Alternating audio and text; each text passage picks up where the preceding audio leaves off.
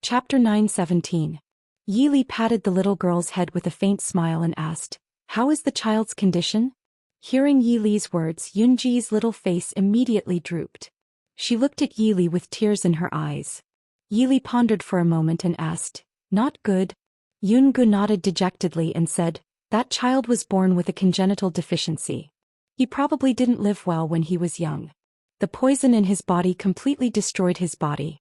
Originally, even if he wasn't poisoned, that child might not live past 20 years old. But now, that child has suffered a lot of shocks for a long time. Even if I detoxify him, he can't be raised carefully. If he suffers a little more shock, he won't be able to live. But Brother Qin and Brother Lin said we can't bring him back."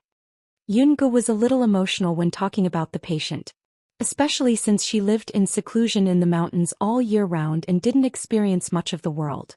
Seeing such a pitiful child, she couldn't help but sympathize with him. Yi Li nodded and said, "That child is the current emperor. If you bring him out of the Li Palace, something big will happen." Yungu nodded. She was just pure in her heart, but she wasn't insensible. She thought for a moment and said, "I'll make some pills tonight. Sister Li, you can give them to that child tomorrow. Although there's no way to treat his illness, it can still make him feel better." Yi Li said softly, "You're tired tonight. Don't worry. It's not too late to prepare tomorrow. I'll ask them to prepare the herbs you need for you later." Su Qingchen. In fact, among the people in the room, the person Yungu was most familiar with was Su Qingchen, so she couldn't help but look at Su Qingchen. In the end, the reason why she trusted Yi Li, Qin Feng, Lin Han, and the others so much was based on the fact that they were people Su Qingchen knew. Su Qingchen smiled faintly and said, "Yungu is tired. Go and rest early. Then, you should also find some rest." Yungu nodded obediently and followed the maid waiting at the door to return to her room. Seeing Yungu leave, the door of the study closed again and the study fell silent. After a while, Su Qingchen said, "Li don't think too much. Now that things have come to this, the Prince Ding mansion is also in trouble. I've let that child down." Mo Suyun was indeed very innocent and pitiful, but in this chaotic world, who wasn't innocent and who wasn't pitiful? At least Yi Li had given Mo Jingli and Yi Ying a chance to make amends. Yi Li smiled faintly and said, "Big brother, you don't need to persuade me. I understand." That night, a piece of paper silently appeared at Yi Ying's bedside. There were only 3 simple words on the note. Mo Siyun. Yi Ying was in a daze for a long time with the note in her hand. Slowly her face became paler and paler. "Prince. Prince." Early in the morning, Yi Ying's urgent cries came from outside Mo Jingli's study. Mo Jingli, who was dealing with political affairs, frowned unhappily. Chu Junwei's sudden disappearance in Nanjing had already made Mo Jingli very unhappy. At this time he really didn't have the mood to care about Yi Ying. Originally he thought that Nanjing had always been under his control. However, in less than a month Chu Junwei and Dongfang Yu disappeared under his nose. How could Mo Jingli not be angry and vigilant? "Princess, Prince has ordered that he won't see anyone." The voice of the guard outside the door refused. "Get out of the way. I have something important to discuss with Prince." Ying angrily rebuked. "Princess." Listening to Yi Ying's voice that seemed to not give up until she got what she wanted, Mo Jingli frowned and put down his pen. He said loudly, "Let her in." Ying pushed the door open and came in. She didn't have time to salute Mo Jingli and hurriedly came forward and said, "Prince, I found our child." Mo Jingli was stunned but quickly regained his senses. He said calmly, "What nonsense are you talking about now?" It was not that Mo Jingli didn't believe Yi Ying, but Yi Ying stayed in the Li Palace all day long and had no power in her hands. Even Mo Jingli didn't have the slightest clue about this. How could Yi Ying know? Yi Ying said anxiously, "It's true. Prince, you have to believe me." Mo Jingli furrowed his brows and said impatiently, "All right, you can speak. Where is the child?" Yi Ying said, "It's the emperor. Prince, you have to save him. He's our child." "You're crazy." Mo Jingli pushed her away and said angrily. Yi Ying, who was pushed away, rushed over and grabbed his sleeve saying, "It's true, you have to believe me. He's really our child, woo-woo. I beg you to save him, he's about to die." "How did you know that the child is our child?" Mo Jingli asked with a gloomy face. Yi Ying was speechless. Of course she knew that the note was sent to her by Yi Li, but she couldn't say it. Once she revealed Yi Li's matter, Not only would Emo Jingli not let her off, even the people in the Prince Ding mansion would not let her off. She shook her head in horror. No. I can't say it. Emo Jingli's eyes flashed with a cold light and he sneered, You can't say it? If you can't say it, why did you come to I? Get out. Ying was stunned and bit her lip, saying, But the child? Emo Jingli said indifferently, What child? Emo Siyun is Emo Jingqi's son. No. That's our child prince. He's your only son. Ying cried out in panic. If Emo Jingli refused to acknowledge this child, then this child as Emo Jingqi's son and the current emperor, could only die. Looking at Emo Jingli's indifferent expression, Yi Ying's heart turned cold. She didn't know why, but she suddenly remembered the day Princess Xixia died and couldn't help but shiver. Come, send the princess consort back to her room. Without I's order, no one is allowed to see her. Emo Jingli said in a low voice. Unable to resist, Yi Ying was forcefully sent back to her courtyard by the guards. When she returned to her room, she threw herself on the bed and finally burst into tears. At this moment she finally understood why Yi Li said she would regret it. Because now she really did start to feel regret. In the study, Emo Jingli's expression was gloomy and uncertain. Although he mercilessly chased Yi Ying away, Yi Ying's words still left a deep mark in his heart. Yi Ying naturally wouldn't lie about this kind of thing for no reason, but to say that Emo Siyun was the child who had been missing for many years. For some reason, Emo Jingli didn't feel the slightest joy of regaining his beloved son. Instead he felt even more irritated and angry. At the same time, Emo Jingli also began to think about why Emo Jingqi would pass the throne to Emo Siyun. Emo Siyun was the prince with the lowest maternal family background among all the princes of Emo Jingqi. His body and potential were the weakest. Passing the throne to such a prince was simply giving him a chance to wield power. Could it be? Emo Jingqi wanted him and his father to kill each other. Chapter 9:18. Thinking of this, Emo Jingli shook his head fiercely. Unconsciously he had already acknowledged Yi Ying's words in his heart. Come, bring the Empress Dowager to the Prince Ding mansion for me. The guards outside the door couldn't help but feel cold. The Empress Dowager was naturally the little emperor's birth mother, Li Shi. But even if Li Shi was cowardly and incompetent, she was still the emperor's birth mother and the Empress Dowager. The prince casually let people bring her from the palace to the Prince Ding mansion. It was really a bit, go quickly. Emo Jingli angrily rebuked. Yes, I'll go immediately. The palace was very close to the Prince Ding mansion and Li Shi was soon brought there. But Li Shi didn't come alone. The Empress Dowager, who was already under house arrest, came with her. Although he was angry that the Empress Dowager once again disobeyed his order and left the palace without permission, Emo Jingli also knew that the Empress Dowager could leave the palace safely under the situation that he sent to guard her.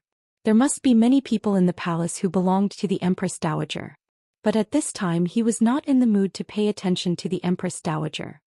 He just stared at Li Shi, who was already trembling with fear. Concubine Xianzhao is here. Before he could say anything, the eunuch's sharp voice came from outside the door. Emo Jingli was stunned. He stood up and greeted the concubine Xianzhao. He looked at the concubine Xianzhao and said, Why is mother here? The concubine Xianzhao was angered by Dongfang Yu a few days ago. She was not fully recovered after these days. At this time she was supported by people and looked a little thin. Seeing the Empress Dowager sitting in the study, she was stunned for a moment and then smiled faintly. Sister is also here? The Empress Dowager was naturally dissatisfied that her son was so attentive to the concubine Xianzhao and put her under house arrest. She just looked at the concubine Xianzhao coldly and didn't answer. The concubine Xianzhao was stunned for a moment. She seemed to smile generously and sat down opposite the Empress Dowager. Everyone sat down, but only the Empress Dowager Li Shi stood alone in the middle of the study, not knowing what to do.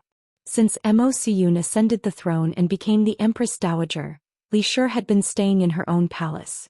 Not to mention that everything in the palace was controlled by the Empress Dowager. Even though she knew that her son had been abused by Emo Jingli, she did not dare to say a word for her son. Now that she was suddenly brought to the Li Palace by the guards, Madame Li was at a loss.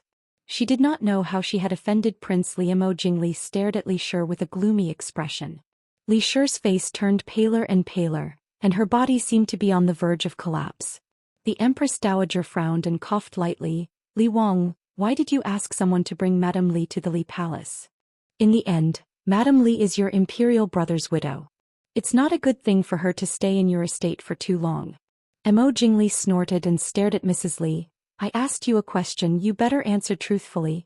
Madame Li nodded her head in fright. Mo Jingli faintly asked, when was the emperor born? Madame Li was stunned. She did not expect that Mo Jingli would ask such a strange question. Mo Jingli coldly said, you better think clearly before returning to I. Madame Li was frightened by his gloomy expression.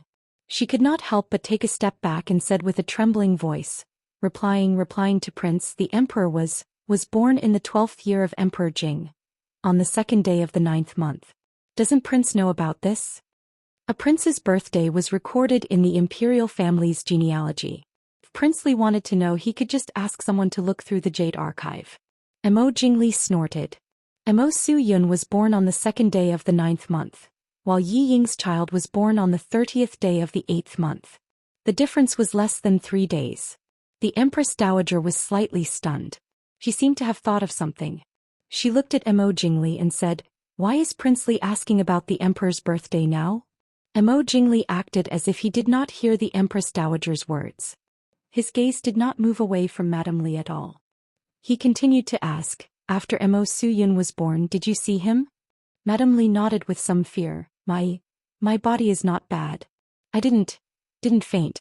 So after the emperor was born, the palace maids brought him to me to see. Very good, Mo Jingli nodded with satisfaction. From what I know, the emperor should have been born at full term.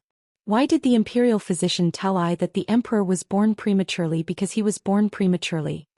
In fact, the imperial physician did not say that Mo Su-yun was born prematurely. He only said that Mo Su-yun was born prematurely because he was born prematurely. At that time Madame Li was not favored. If she did not give birth to a little prince and Mo Jingqi did not pass the throne to him, the people in and out of the palace would have forgotten about this pair of mother and son. Who would care if Mo Su-yun was born prematurely? Madame Li's face paled. She did not dare to speak. Mo Jingli's eyes turned cold. He heavily slapped the armrest and the sturdy rosewood armrest shattered, still not telling the truth. Madame Li said in panic, I don't know what to say. The emperor is really my son. Mo Jingli sneered, is that so? Someone come drag this woman out and kill her. Your Majesty. The Empress Dowager glared at Mo Jingli in shock and anger. She finally understood what Mo Jingli wanted to do. She angrily said, Madame Li is the emperor's birth mother. How can you kill her just like that? If you kill the Empress Dowager, how will King Li explain it to the court? Mo Jingli sneered and looked at the Empress Dowager. If Mo Su-yun is not the son of the late emperor, who will I explain it to? Prince is innocent. Madame Li was shocked. Even the stupidest person would know what crime it was to confuse the royal bloodline. Madame Li's legs went soft and she immediately fell to the ground. Prince is innocent. Ichinchia is innocent. She had lived a peaceful life. She had never thought that she would become the emperor's concubine. She also never thought that she would give birth to a prince.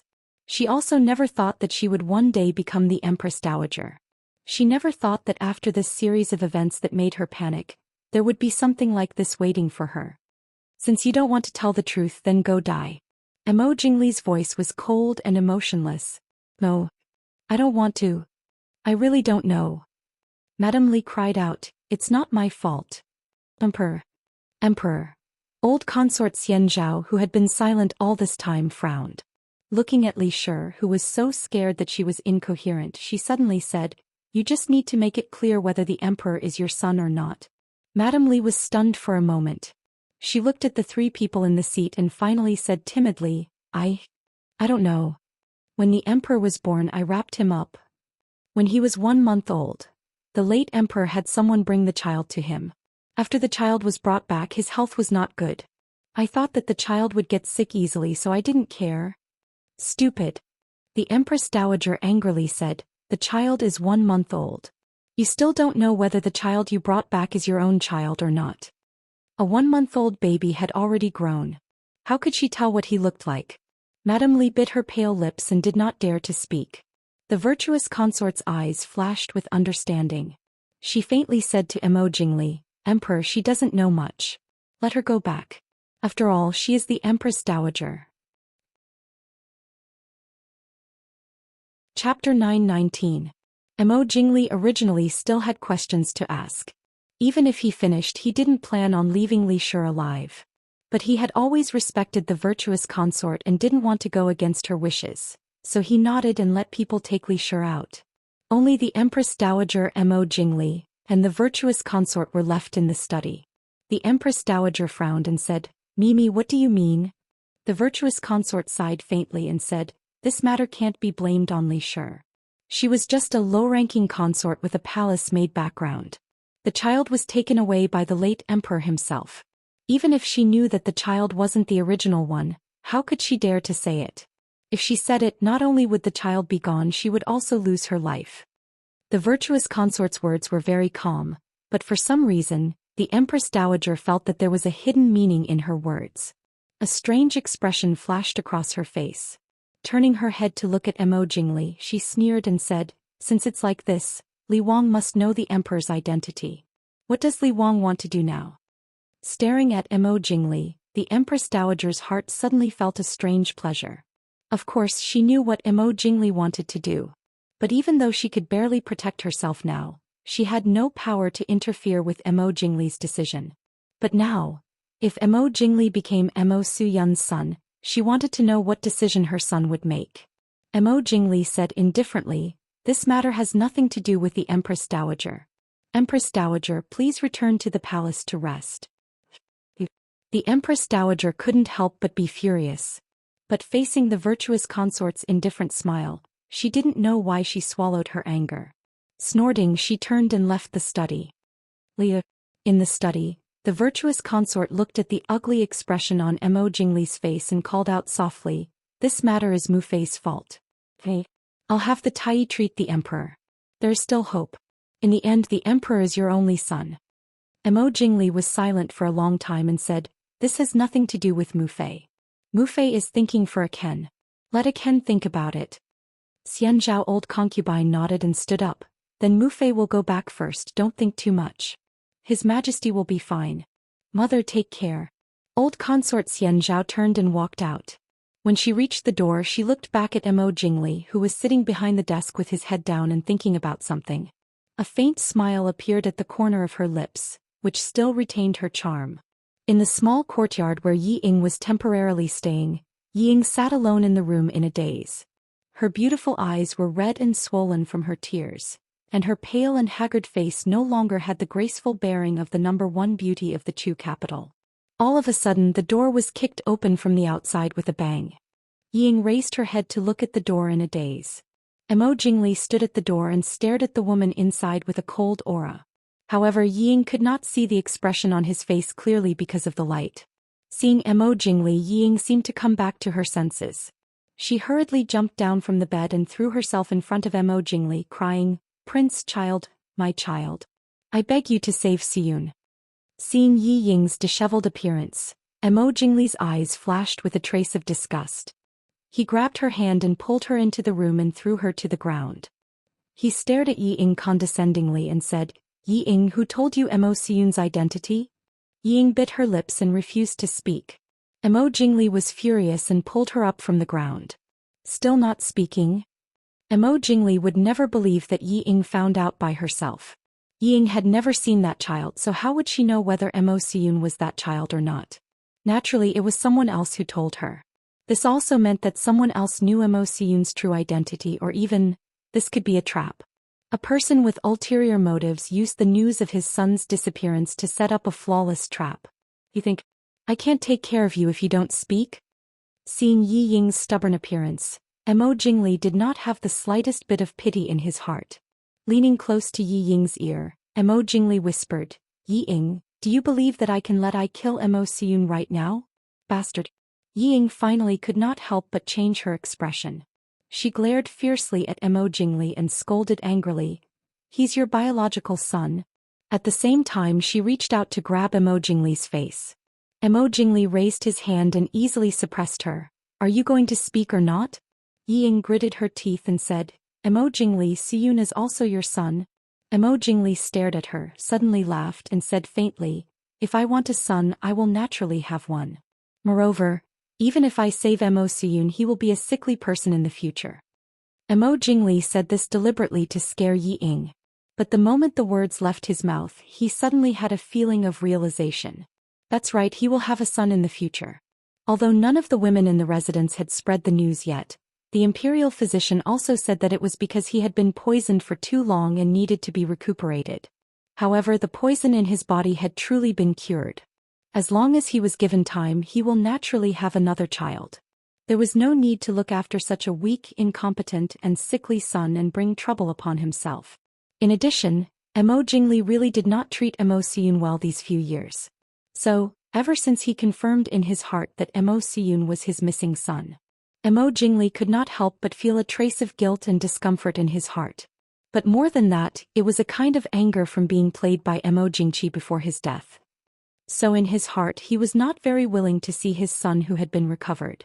And Emo Siyun's identity was really not easy to deal with. It was troublesome whether he acknowledged it or not. Of course, Emo Jingli was even more unwilling to let Emo Siyun continue to stay on the throne. Although with Emo Siyun he could be considered as a retired emperor. But how could the title of retired emperor be better than emperor? Ying looked at Emo Jingli in shock. She originally thought that Emo Jingli was just unwilling to believe her words. She did not expect Emo Jingli to say such heartless words. But she quickly understood. She only had Emo Siyun as a son, but Emo Jingli could have more sons from other people. Well, Emo Siyun's existence was simply blocking Emo Jingli's path. "Speak or not?" Emo Jingli asked leisurely. "I'll speak." Ying closed her eyes in despair and said painfully. Sparkling tears fell from the corners of her eyes, but it did not arouse the slightest pity from the man in front of her. Yi Li said in a trembling voice, "It was the people from the Prince Ding mansion who told me." "What did you say?" Emo Jingli said sternly. Now that the Dechu state had formed an alliance with the Xiling northern tribes, it could be considered as officially opposing the Prince Ding mansion. So Emo Jingli was even more sensitive to the news of the Prince Ding mansion. Once he heard Ying say that the Prince Ding mansion was involved in this matter, how could he not be angry? Since she had already said it, Ying no longer had any scruples. She gritted her teeth and said, "I said that the Prince Ding mansion told me Siyun's identity." "Bitch." Emo Jingli slapped Yi Ying's face hard. "You actually dared to collude with the Prince Ding mansion behind Ai's back. How dare you?" Yi Ying said with tears in her eyes, "I just want to find my son. What's wrong with that? As long as the Prince Ding mansion can help me find my son, why can't I help them?" Emo Jingli leaned over and pulled Yi Ying up. "Tell me, what news did you tell the Prince Ding mansion? Who do you usually contact? How do you pass the news?" Chapter 920. Ying was not someone who could handle it. Emo Jingli only needed to spend a little effort to get Ying to summon a maidservant who usually served by her side, as well as a few guards and a housekeeper. They were all people from Prince Ding's residence. It was a pity that by the time Emo Jingli sent people to capture these people, they had already escaped without a trace. In Yi Ying's room, Emo Jingli sat in a chair and stared at Yi Ying, who was sitting on the ground with injuries all over her body. Yi Ying endured the pain and said, "I have told you everything I should tell you, Su Yun." Emo Jingli said indifferently, "Su Yun is the late emperor's prince, not your son." Yi Ying was stunned and stared at Emo Jingli in disbelief. Emo Jingli frowned and said, "The Prince Ding mansion lied to you." When he said this, Emo Jingli had already decided to abandon this son. Not only because of the throne but also because of the knot in his heart towards Su Yun. It was also because this news came from the Prince Ding mansion. Emo Jingli could not help but suspect that this news itself was a conspiracy, and that his missing child had already been killed by Emo Jingqi. Since he had not been found for so many years, why not pretend that he never had this son? No. Yi Ying shook her head fiercely. "No, the Prince Ding mansion would not lie to me about this. I know. Su Yun and my child are only 3 days apart. How could it be so coincidental? I know you just brought Madame Li out of the palace to ask. She must know, I will ask her." As she said this, she stood up and walked out. "Stop." Emo Jingli said coldly, "The Empress Dowager is not feeling well and has already returned to the palace to rest. You also stay in the mansion for the time being." Now that I have no time to deal with you, you better know your place. Jingli. Ying was stunned and shook her head in horror.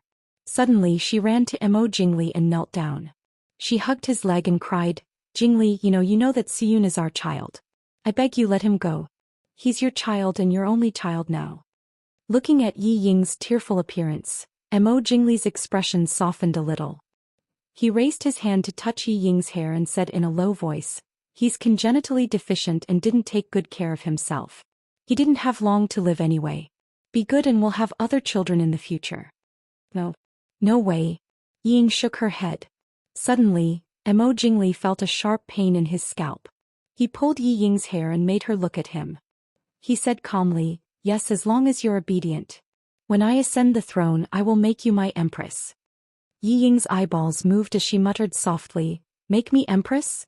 Mo Jingli nodded and said, yes, as long as you're obedient.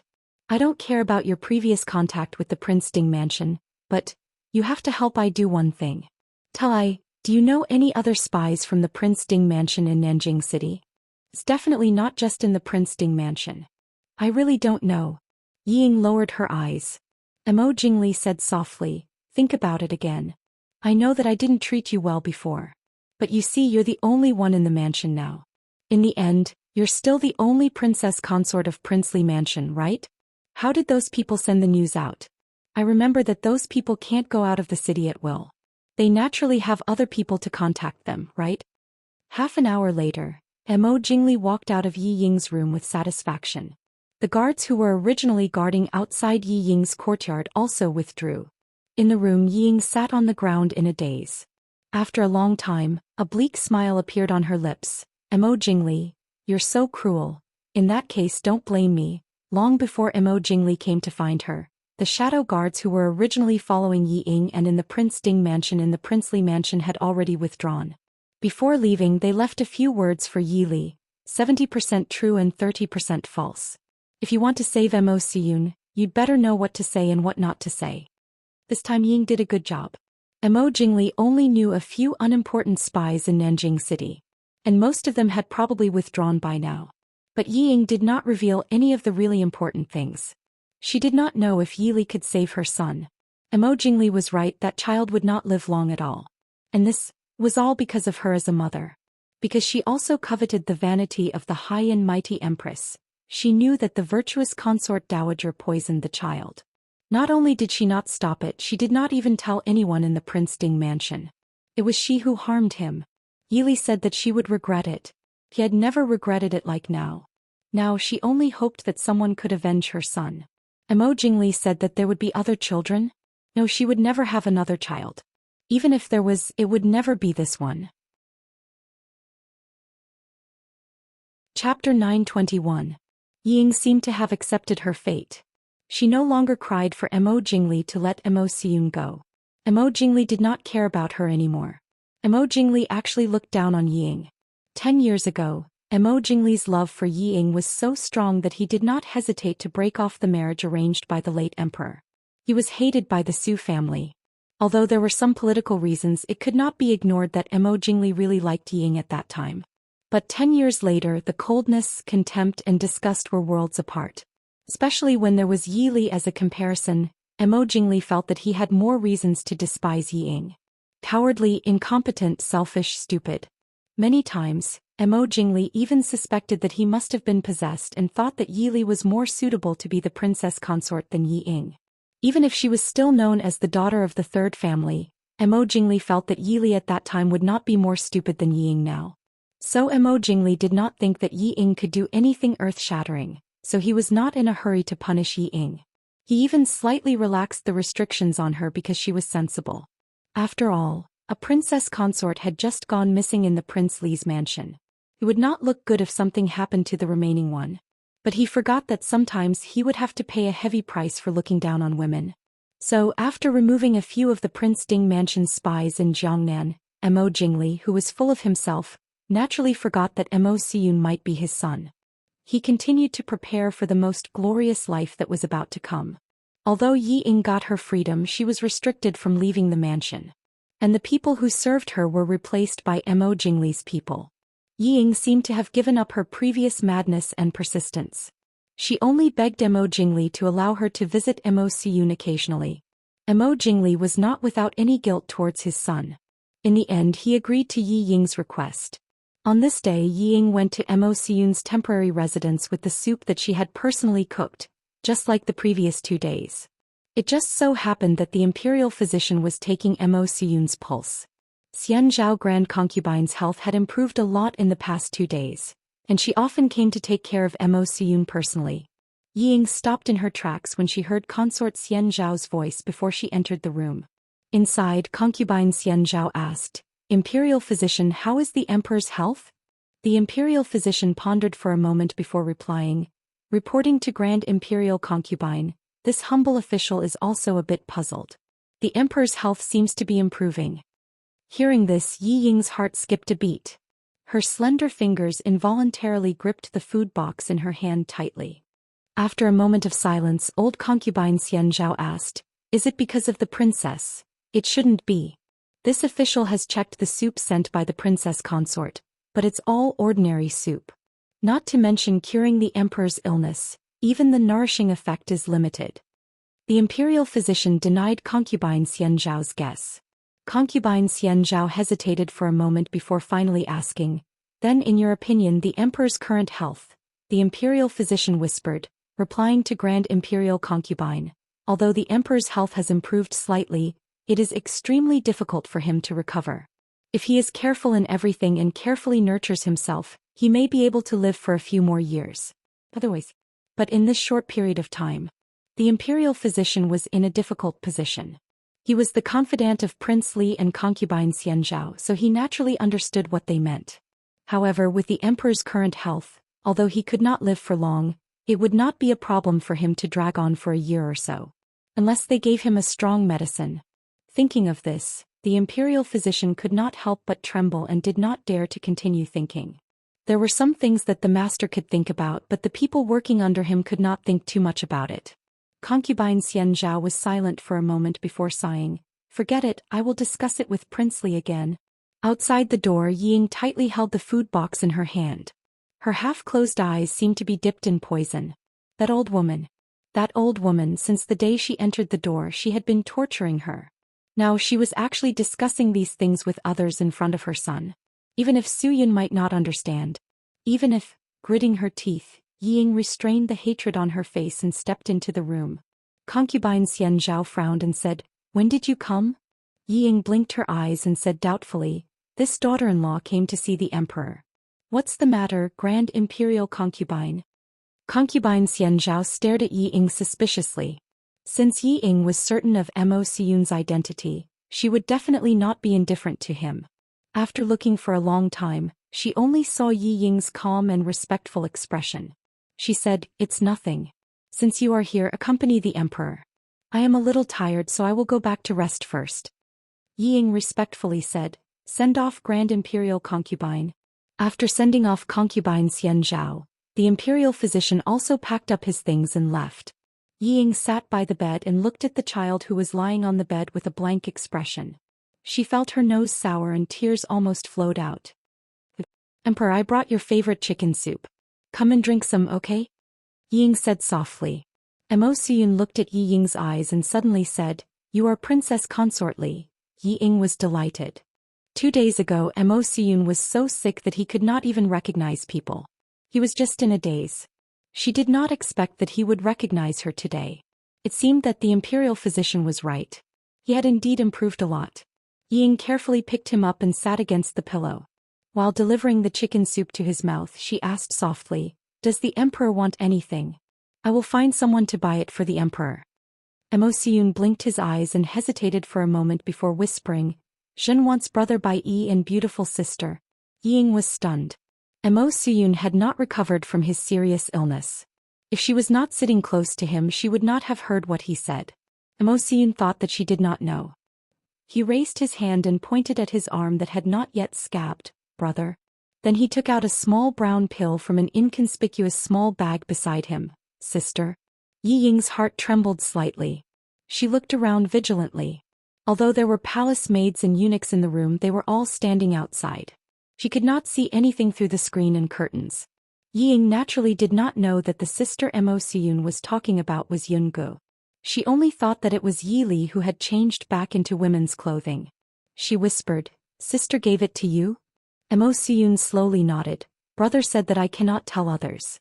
Princess can." The brother he was talking about was Qin Feng. Ying carefully hid the small bag for him. She lovingly looked at Mo Siyun's confused expression and softly said, "Don't worry. If you like it, I will definitely find it for you." "What is the emperor like? What does he want you to find?" Mo Jingli's voice came from the door. Ying was shocked. She quickly stood up and forced a smile. "The emperor said that he wants to eat honey sauce chicken. Inger heard that there is a restaurant in the east of the city that makes honey sauce chicken. That's why I asked someone to buy it for the emperor." Mo Jingli did not comment. He glanced at the two and said, "Is that so?" Chapter 922. Ying carefully clenched her fingers in her sleeves. She was worried that Mo Siyun would spill the beans. However, she saw Mo Siyun looking at Mo Jingli in fear. His small body shrank inwards, but he did not speak. Mo Jingli had long been used to this kind of situation. These 2 years, Mo Siyun had always been like this when he saw him. However, his identity was different now. In the past, he only felt pleasure and disgust when he saw him. Now there was a complicated and indescribable feeling and a faint anger. Such a cowardly child, how could he be Mo Jingli's child? Mo Jingli faintly moved his eyes away and said, "Since the emperor likes to eat it, I will send someone to invite the chef of Due restaurant to the food to specially cook it for the emperor." Ying nodded and said softly, "Prince, you can make the decision." Mo Jingli nodded with satisfaction. He glanced at the half-drunk chicken soup and said, "Let the emperor rest well. I will send you back to your room." "Yes." Ying looked at Mo Siyun, who seemed to be in a daze, with some reluctance. Then she followed Mo Jingli and walked out. Just as they left Mo Siyun's courtyard, someone hurried over and said, "Reporting to Prince, just now Mistress Yang of the side courtyard sent news that she is 1.5 months pregnant." "What?" Mo Jingli froze and was immediately overjoyed. He did not have time to accompany Ying back. He laughed loudly and said, "Great reward. Pass down I's decree, promote Zhao as a side consort." "Yes, Prince." "Congratulations, Prince." The person who reported the news also had a happy face. After all, this was the only child of the Li Palace. Prince was in a good mood. Naturally, he would not miss out on the previous time. Mo Jingli waved his hand and said, "Forget it. I will go and see for myself." After that, he seemed to have forgotten Ying, who was beside him, and strode towards the side courtyard. At the door, Ying looked back at the courtyard door. She lowered her eyes and silently walked towards her own courtyard. In an inconspicuous courtyard in Nanjing, Su Qingchen and Yi Li sat in the courtyard and played chess. Yungu sat by the side and curiously watched the two of them fight back and forth.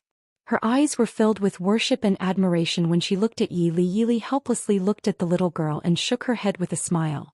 Yungu did not know how to play chess. She only saw that she was forcing Su Qingchen to retreat step by step. She did not know that she would most likely lose to Su Qingchen in the end. Against Su Qingchen, it didn't matter what kind of plan he used, it was useless. Therefore it was better to fight quickly. Young Master Qingchen, Princess Consort. Qin Feng, who was wearing an inconspicuous cotton robe, appeared in the courtyard and bowed. Su Qingchen stopped the chess piece in his hand. Looking at Qin Feng's attire, he couldn't help but laugh. "Governor Qin, you truly look like whatever you are dressed up as. If I met you on the street, I might not be able to recognize you." Su Qingchen's words were indeed true. Don't look at Qin Feng's usual aura that made people not dare to be presumptuous. But at this time, wearing this cloth, the aura around his body was restrained. Even his originally handsome face looked much more ordinary. His whole person blended into the crowd and probably would not attract anyone's attention. Such a person was not only suitable to be a shadow guard, but also suitable to be a spy and an assassin. Qin Feng smiled faintly and said, "Young master, you flatter me." Yi Li raised her eyebrows and said with a smile, "To be able to force you to dress up like this, it seems that Mo Jingli is really angry." Qin Feng said, "These days, although there is nothing on the surface in Nanjing, the secret investigation is still very tight. After Mo Jingli overturned a few strongholds, the people he caught were all people who did not know anything. He is probably unwilling. Yi Li nodded with satisfaction and said, "It seems that Yi Ying is not completely stupid and did not give up Yaoji. In fact, telling Yi Ying about Mo Jingli's identity was a bit dangerous, but if she really used Mo Siyun to kill Yi Ying and Mo Jingli, Yi Li would not be able to get over the hurdle in her heart. After all, she was also the mother of 3 children. As long as she thought of the cute and naughty Mo Xiaobao in Glass City and the pair of twins who were left at home before they were 1 year old, Yi Li could not help but soften. Although she did not believe in ghosts and gods, she still hoped to be able to feel at ease. In the words of her grandfather, it was not about retribution of ghosts and gods. Scholars had always believed in ghosts and gods. But if the method was too vicious, it would be harmful. Fortunately, Yi Ying did not let her down. If Yi Ying gave up Yaoji, the Prince Ding Mansion's information channel in Nanjing would be destroyed. At that time, even she would not be able to do anything. The Prince Ding Mansion could not send people to barge into the Li Palace, right? Is there any movement in the Li Palace? Yi Li asked. Qin Feng said, Mo Jingli and concubine Xian Zhao already know that Mo Siyun will not die in a short period of time. They are hesitating whether to use a ruthless drug. At this point, Qin Feng could not help but frown. His contempt for Mo Jingli was obvious. Even a vicious tiger would not eat its cubs, not to mention a child who did not know anything. If Mo Jingli really did this, he was not even human. Yi Li frowned slightly, looked at Su Qingchen and asked, Big brother, what kind of decision do you think Mo Jingli will make? Su Qingchen sighed softly, slowly put down a piece and said, Is there someone in the Li Palace who is pregnant? Qin Feng was stunned. How did Gongzi know? Li Palace's concubine Zhao just spread the news that she is pregnant for 1.5 months. Su Qingchen did not answer Yi Li's question, only saying, Lier, if you want to save Mo Siyun, do it as soon as possible. Big brother's meaning is? Yi Li was stunned. Although she did not think that Mo Jingli would give up the throne for his son, she did not think that Mo Jingli would kill Mo Siyun after knowing the truth. After all, although it was troublesome, it was not impossible to solve it, right? Su Qingchen said indifferently, if it was just Mo Jingli alone, he might not kill Mo Siyun. But I am afraid there is someone else who wants to kill Mo Siyun. Coincidentally, at this time there is news of a child. To Mo Siyun it is definitely not a good thing. Yi Li sighed faintly and said, Forget it, I will personally make a trip to the Li Palace tonight. Qin Feng was a little worried and said, Princess, if there is anything you want us to do, we will do it. Why does Princess have to personally take the risk? Yi Li shook her head and said, Yi Ying will not believe you. I will be more assured if I go.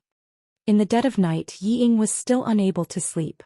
She was restlessly pacing back and forth in the room like a trapped beast. Only now did she understand how powerless she was after losing the secret help of the Prince Ding Mansion. Under Mo Jingli's order, she could not even mobilize anyone in the Prince Mansion. Not to mention passing any news out. Although she was not very smart, she understood a lot of things these days. Mo Jingli's concubine was pregnant, so her son had no way to live. But now she couldn't even kill Zhao Shi if she wanted to. No, she did not want to kill anyone now. She only hoped that her son could live on peacefully. Chapter 923. Fourth Sister. Yi Li's voice came faintly in the quiet night. Ying was startled. She suddenly turned around and saw Yi Li standing not far behind her, dressed in black. Beside Yi Li were Qin Feng and Wei Lin, as well as a little girl she had never seen before. Yun Gu curiously poked her head out to look at Yi Ying, then turned back to look at Yi Li. Originally, Yi Li did not plan to bring Yun Gu along tonight, but Yun Gu insisted on seeing that sickly little brother, so Yi Li had no choice but to bring her along. In any case, Yun Ji's martial arts were quite good, at least it was not a problem for her to protect herself. Yun Gu blinked, somewhat puzzled. Why did Sister Li's sister not look like her at all? Third sister. Yi Ying had never been so excited to see Yi Li. Almost immediately, she threw herself in front of Yi Li, her legs went soft and she knelt down. Third sister, I beg you to save Siyun. Beg you. I'll do whatever you want me to do. Yi Li sighed faintly, reached out and pulled her up. If you knew this would happen, why did you do it in the first place? Yi Ying was inexplicably ashamed. It was all because of her narrow-mindedness and suspicion. She was afraid that Yi Li would play tricks on her, so she insisted that Yi Li tell her the child's whereabouts first. Now that she had fallen to this point, she still needed Yi Li to save her. knows she was wrong. Third sister, I beg you to save Suyun. No matter what third sister says in the future, will never suspect third sister again. I beg you for father's sake, save Suyun. All right. Yili interrupted her incoherent words, nodded and said, I'm going to take Suyun away from here. Do you want to leave together? Ying was silent. Yili did not care what she was thinking. She had some sympathy for Suyun but not for Ying. She only said indifferently, think carefully once Suyun goes missing in the Li Palace. It doesn't matter if it has anything to do with you, Jingli won't let you off. After a long silence, Ying finally shook her head and said, No, I won't leave. Third sister, I know. I have wronged you in the past. I only ask you for one thing. Help me send Suyun to my parents and ask them to take care of Suyun for the sake of this unfilial daughter. I know. His body has already been completely destroyed by Jingli and that vicious old concubine Xianzhao. Let him live as long as he can. I only hope that he can suffer less and live a few years of peace and safety. At least I didn't waste my time in this world. What are you trying to do? Yili frowned. Ying smiled faintly and said, Third sister, are you concerned about me? Don't worry. I won't act recklessly. Yili was silent for a moment. Then she nodded and said, As you wish. Ying took a deep breath and said, Let's go. Let me take one last look at him. You guys, take him away. Ying left her courtyard. Yili and the others were still hiding in the dark. Now, after so many years, there was finally a happy occasion in the Li Palace. The entire residence was filled with laughter. It was obvious that Jingli was holding a banquet. However, it made Yi Ying's quiet courtyard seem especially deserted. Ying walked into Suyun's courtyard. However, when she entered the room was empty. Ying was anxious. She quickly called out, Someone come. Soon someone came in. When they saw Ying, they were stunned. Princess? Where's His Majesty? Ying said angrily. His Majesty. His Majesty was invited by the prince to attend a banquet. Nonsense. Ying said. His Majesty is seriously ill. How could he attend a banquet? The servant was shocked when she saw Yi Ying's red eyes. She quickly said, It's true. His Majesty was carried there. Ying was anxious. She was too lazy to pay attention to the servant. She rushed out of the courtyard and went to the main hall where Jingli was holding the banquet. At this time the main hall was filled with singing and dancing. Jingli sat on the main seat and drank to his heart's content. Beside him was naturally the newly pregnant concubine Zhao. On his right sat concubine Xianzhao. On his left, Suyun sat alone in a chair. He did not watch the singing and dancing below, nor did he eat the food on the table. It was as if he did not know anything about the outside world. Those sitting below were naturally Jingli's confidants. Mu Yang and Yaoji were also sitting in the hall. A few days ago Mu Yang spoke up for Chu Junwei. When Chu Junwei disappeared, Mu Yang was severely scolded by Jingli. Therefore he was a bit low-key today. However, looking at Li Wang's expression, Mu Yang knew that Li Wang would soon get what he wanted. When the time came, Marquis Mu Yang's residence, who had the merit of supporting the emperor, would naturally not be hated by Li Wang for such a small matter. Yaoji glanced at the dazed Suyun in the hall. A trace of hidden worry flashed through her eyes. Congratulations to Prince for having a son. Everyone in the hall raised their cups and congratulated him. Jingli nodded in satisfaction and said, Thanks to everyone's auspicious words. Let us all drink a cup. Concubine Zhao, who was sitting beside Jingli, suddenly smiled and said, The emperor hasn't eaten anything all night. Although the emperor is young and does not know how to drink, there is no harm in drinking some fruit juice. How about inviting the emperor to drink a cup with everyone? Concubine Xianzhao glanced at Concubine Zhao and nodded in satisfaction, saying, Concubine Zhao is right. There are so many of us chatting and laughing, but we have neglected the emperor. Why aren't you pouring fruit juice for the emperor? What is wrong with you servants? The Taijian standing behind Suyun shouted that they did not dare. He went forward and picked up the wine pot in front of Suyun and poured a cup for Suyun. A gentle smile appeared on Concubine Zhao's beautiful lips. She looked at Suyun with a smile and said, Qinqi is pregnant with Prince's child. Isn't the emperor happy for Qinqi and Prince? Suyun's eyes moved, but he did not speak. He only looked at Jingli, who was sitting beside Concubine Zhao. His eyes were still filled with fear. Mo Jingli said faintly, "Since concubine Zhao has said so, Emperor, you should also drink a cup to congratulate concubine Zhao." Everyone in the hall agreed. Yaoji sat beside Mu Yang with a perfect smile on her lips. She was even more beautiful than the young and gentle concubine Zhao in the hall. She just looked coldly at the absurd scene in front of her and smiled coldly in her heart. When she looked at the man beside her, her heart was filled with deep disappointment and indifference. Even a woman like Yaoji could guess that the so-called fruit juice was not as simple as just fruit juice. How could Mu Yang not know? What's more, Mo Suyun was the emperor in the end.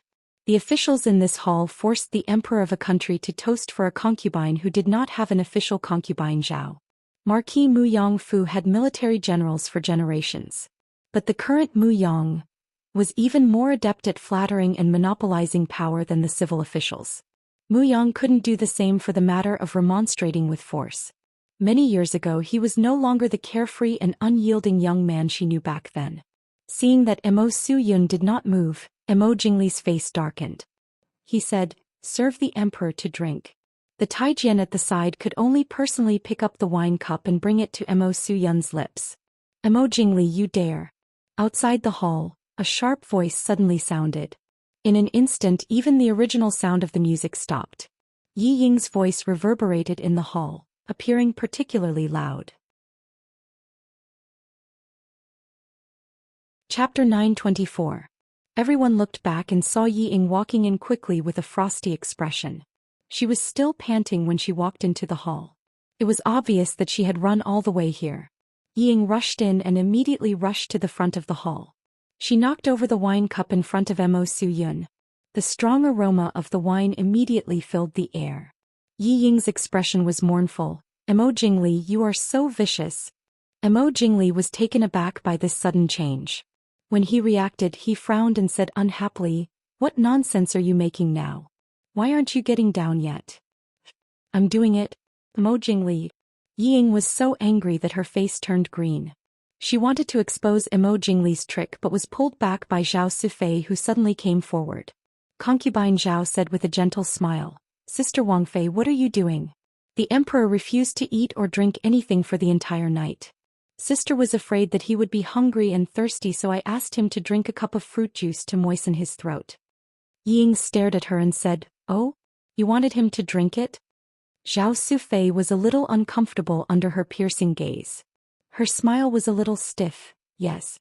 Yi Ying sneered and said, "If that's the case, then you should drink some too." The smile on Zhao Sufei's face froze. She quickly took a step back and said with a smile, "Thank you, Sister Wang Fei, for your kindness. This concubine doesn't like to drink fruit juice." What a joke. How could she drink something like that now? Her body was precious now. Yi Ying said proudly, "I didn't ask if you liked to drink it. I gave it to you. It can't be that after drinking a cup of fruit juice, the thing in your stomach will disappear, right?" "Yi Ying, you're impudent." Mo Jingli was furious. He was over 30 years old, but he didn't have any children. He naturally had high expectations for Zhao Sufei's child. How could he tolerate Yi Ying's nonsense? Yi Ying squeezed out a sad smile and said, "Her child can't be said. What about my child? Isn't Su Yun your son? For the throne you want to kill your own son? Mo Jingli, you're not human. You're crazy." Mo Jingli gritted his teeth.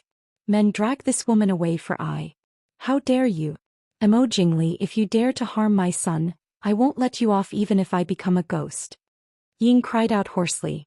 However, she was destined to be disappointed. The people sitting below her were all Mo Jingli's most trusted aides. They all hoped that Mo Jingli would be promoted to the top so that they could be credited with helping him succeed. Not to mention that Mo Suyun was Mo Jingli's son. Even if Mo Suyun was Mo Jingli's father, they wouldn't even bat an eye. Although they were all stunned by the sudden news, everyone was still thinking about how to deal with the aftermath of this matter. How could they let King Li not care about them knowing such a secret? Instead of upholding justice for the mother and son. "Take her away," Mo Jingli said in a deep voice. No one knew what she was thinking, but Yi Ying, who was being held by the guards, suddenly stopped struggling. She stared at Mo Jingli and said, "Prince, I still have something to tell you." Mo Jingli stared at her indifferently. Obviously, he didn't intend to listen to what she had to say. Yi Ying looked at him with a smile and said, It's related to the Prince Ding mansion. Prince, you don't want to hear it? Emo Jingli narrowed his eyes and stared at Yi Ying. He wasn't sure how long Yi Ying had been hooking up with the Prince Ding mansion. At the same time, he wasn't sure if Yi Ying really knew some secrets about the Prince Ding mansion. After a long while, Emo Jingli said, "Let her come over." The guards let go of Yi Ying. Yi Ying didn't hurry to walk towards Emo Jingli. Instead, she turned and walked in front of Emo Siyun. She reached out and carefully touched his thin little face, softly saying, "Siyun, I'm sorry. Mother is sorry. In the future you have to obediently listen to Big Brother and Big Sister, okay?" Emo Siyun blinked his eyes in confusion. He didn't understand why this princess consort Li, who treated him so well, would say that she was his mother. Mother was clearly in the palace. Although Mother always ignored him, he couldn't have suddenly changed into another mother.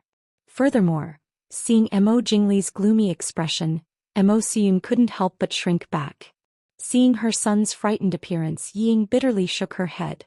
She turned and slowly walked in front of Emo Jingli.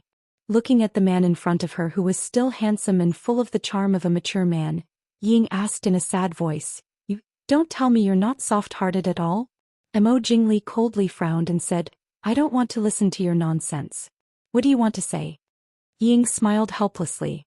She leaned closer to Emo Jingli and whispered, "What I want to tell you is, my third sister has already arrived in Nanjing." Yi Ying rarely sincerely called Yi Li third sister.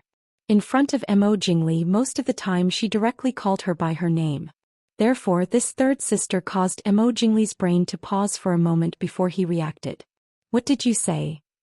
Yi Ying's smile was exceptionally joyful. Even her pale and thin face seemed to have added some radiance in an instant. She looked at Emo Jingli and giggled, "I said my third sister. Princess Ding is currently in the Li Palace. Don't you know? Prince, be careful."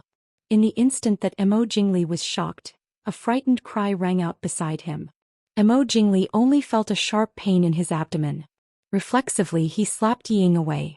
Although Emo Jingli was suddenly seriously injured and the force he used was not enough to take his life, Yi Ying could not help but spit out a mouthful of blood. Coincidentally, she fell at the feet of Vice Consort Zhao. Yi Ying did not seem to care about her injury at all. It was as if she could not feel the pain. She hugged Vice Consort Zhao's legs and the two of them rolled down the hall in a heap. Their bodies rolled down the steps of the hall. After rolling down the hall, blood flowed faster from Yi Ying's lips. Vice Consort Zhao screamed and the floor below her was immediately dyed red. "Slut!" Emo Jingli was both shocked and angry. He covered the bleeding wound on his abdomen with one hand and sat back in the chair. He glared at Yi Ying with eyes full of undisguised murderous intent. "Leave, quick. Call the Grand Physician." Virtuous Consort Zhao quickly went forward to support Emo Jingli. She shouted harshly, "Hurry and help Vice Consort Zhao up." The child. Everyone's gaze landed on Vice Consort Zhao, who was lying on the ground and crying.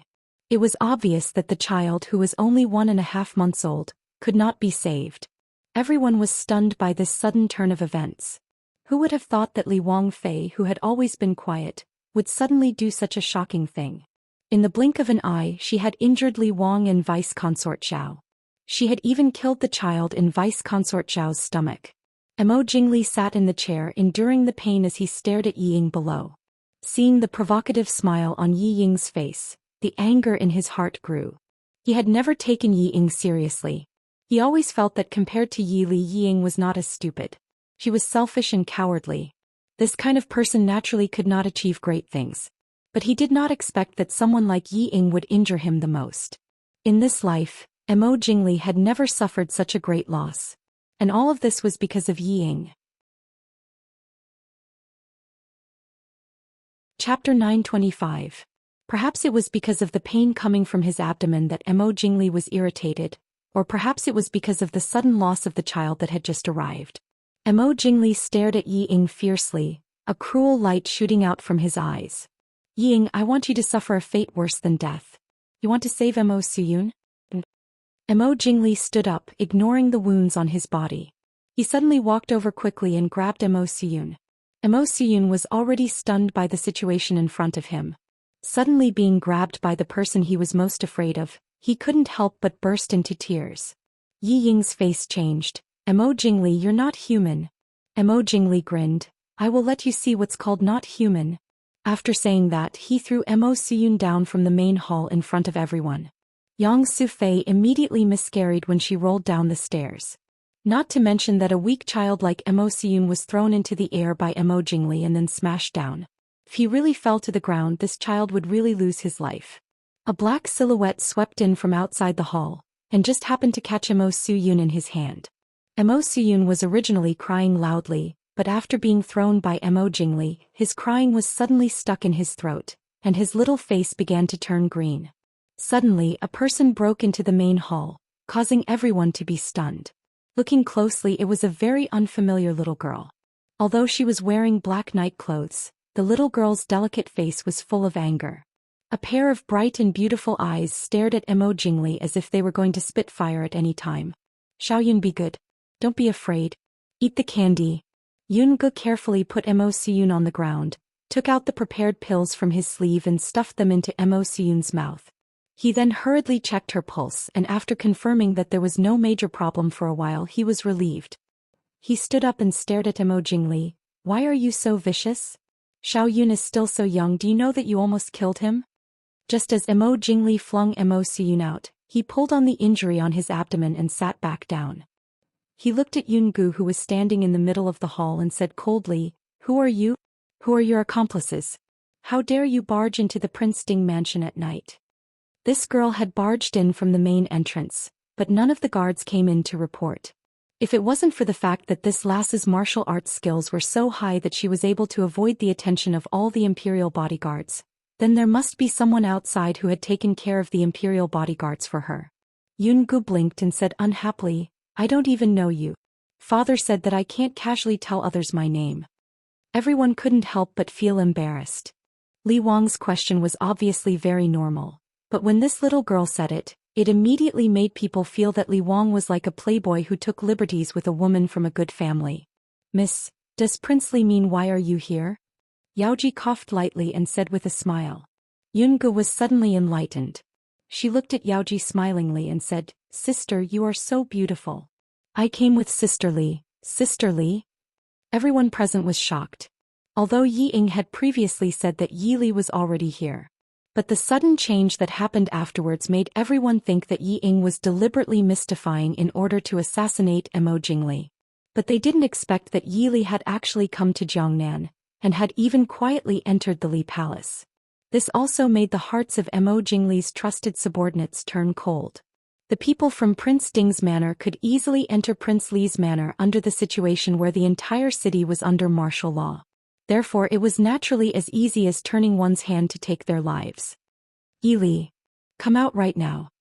Mo Jingli roared sternly. Outside the door, Yi Li sighed with some regret. She walked in with Qin Feng and the others. Seeing Yi Li dressed in black with a calm expression, Mo Jingli was so angry that his eyes were bloodshot. Yi Li calmly interrupted his anger. Prince Li, you should treat your injuries first. Your concubine is still waiting for a doctor. Concubine Zhao had already been helped to a chair at the side to sit down. Even if the doctor hadn't arrived yet, she knew that this child couldn't be saved. She hated Yi Ying even more. Prince, you have to make a decision for Qinxie and the child. Yi Li glanced at her. Heaven's evil can be forgiven, but self-inflicted evil cannot be forgiven. Although they didn't come in, they heard clearly from outside. If it wasn't for concubine Zhao getting carried away and instigating Mo Jingli to attack Mo Suyun, she wouldn't have ended up being pulled down from the hall by Yi Ying and miscarried. Even if you are Princess Ding, this is the Li Palace's matter. Princess Ding, don't you think that you are meddling too much? Concubine Zhao glared at Yi Li with resentment. Ever since she entered the Li Palace, there wasn't a day that she didn't tremble in fear. First she served concubine Xian Zhao, then she was constantly troubled by Princess Xixia. Later there was Dong Fangyu, who was even more difficult to deal with, so she could only live carefully with her tail between her legs. Now that she finally made a name for herself, she couldn't help but feel proud. Now it was all for naught. Ooh, Prince Qinxie is wronged. Poor Qinxie and this unborn child. Your injuries aren't serious, you won't die. Seeing her crying so miserably, Yun-gu, who was squatting by the side to check on Yi Ying's injuries, raised her head and said, Moreover, since you love your child, why did you harm Xiao Yun? His body couldn't be saved after drinking the poisoned wine. Vice Consort Zhao's pitiful crying appearance was interrupted by Yungu and immediately became very comical. She opened her mouth and tears still hung on her face. Her originally beautiful face was twisted with green and purple. The imperial physician finally arrived. Yi Li and the others were not in a hurry to leave. Mo Jingli was helped in to bandage his wounds. Concubine Xian Zhao stayed in the hall and stared at Yi Li with a complicated expression. The officials below were secretly complaining in their hearts. Although everyone knew that Li Wang wanted to kill the emperor, and they didn't have any objections. But this was different from knowing that the emperor was Li Wang's son, and that Li Wang wanted to kill the emperor with his own hands. They were afraid that from now on, Li Wang would have a knot in his heart. Princess Ding, why are you here? Concubine Xian Zhao stared at Yi Li and asked. Yi Li smiled and said, this concubine is presumptuous. Please forgive me, concubine. This concubine's elder brother, Qing Chen Gongzi, went missing in the south a few days ago. This concubine specially came to find him. Coincidentally, I heard that my younger sister was being abused in the Li Palace, so I couldn't help but come to visit. But I didn't think. Concubine Xian Zhao couldn't help but choke. Ying was Yi Li's shoe sister. This was an indisputable fact. No matter what the relationship between the two was like in private, as long as Yi Li said that she came to visit her wronged younger sister, no one could say a word. On the contrary, they had to praise Princess Ding as a loving sister. They wanted to say that they didn't mistreat Yi Ying, but looking at Yi Ying's miserable appearance, anyone would think that she was really mistreated by the Li Palace. Concubine Xian Zhao snorted and said, mistreated? Ying tried to assassinate the prince. Her crime is punishable by death. Yi Li smiled and said, oh? Li Wang wanted to kill the emperor in court. What crime is that? Chapter 926. Behind her, Qin Feng answered, exterminate the entire clan. Yi Li shook her head and smiled. The emperor and the imperial family are also part of King Li's clan. Exterminating the entire clan is impossible. However, exterminating the entire clan is inevitable, right? Yunge asked in confusion, didn't they say that King Li is Xiao Yun's father? Yi Li smiled and patted Yunji's head, that's right. Then it's confusing the imperial family's bloodline? King Li passed his son off as the late emperor's son. How should he be punished? Xian Zhao Dowager Consort? Xian Zhao Dowager Consort was at a loss for words. How was this Mo Jingli passing off his son as the late emperor's son? It was clearly the late emperor who took away Mo Jingli's newborn son and passed him off as a prince to raise him. However, who would believe such words? The late emperor had quite a number of princes. Moreover, he passed the throne to this child in the end. After a long time of speechlessness, Xian Zhao Dowager Consort finally said coldly, this is my Dechu state's matter. It seems to have nothing to do with Princess Ding. Yi Li was not in a hurry. She pointed at Yi Ying on the ground and said, if this is my fourth sister's child, does Xian Zhao Dowager Consort still think it has nothing to do with me? Or does Xian Zhao Dowager Consort think that I and the Prince Ding mansion are easy to bully? Sophistry. Xian Zhao Dowager Consort could not win against Yi Li in a war of words. She swung her sleeves and sat to the side without saying another word. Yi Li walked to Yi Ying's side and squatted down, asking softly, how is it? Yunge shook her head sadly. Yi Ying was hit by Mo Jingli's palm and her internal injuries were severe. Her meridians were broken and after that she fell down the stairs and aggravated her internal injuries. No matter how good the internal injury medicine was, it could only delay the time. Yi Ying leaned in Yunji's arms and reached out to Mo Siyun with difficulty. Seeing the bloodstains on her clothes and the traces of blood flowing from her lips, Mo Siyun was frightened and did not dare to go forward. Yi Li sighed and pulled Mo Siyun over. She whispered, Siyun, go and take a look at her. She won't hurt you. Mo Siyun seemed to have an almost instinctive trust in Yi Li. He looked at Yi Li hesitantly before he finally walked slowly towards Yi Ying. Yi Ying looked at Mo Siyun with a smile, and sparkling tears kept falling from the corners of her eyes.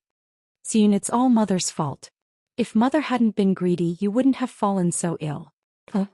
From now on, be good and stay by your aunt's side. She will settle you down. In the future you won't have to be so scared anymore.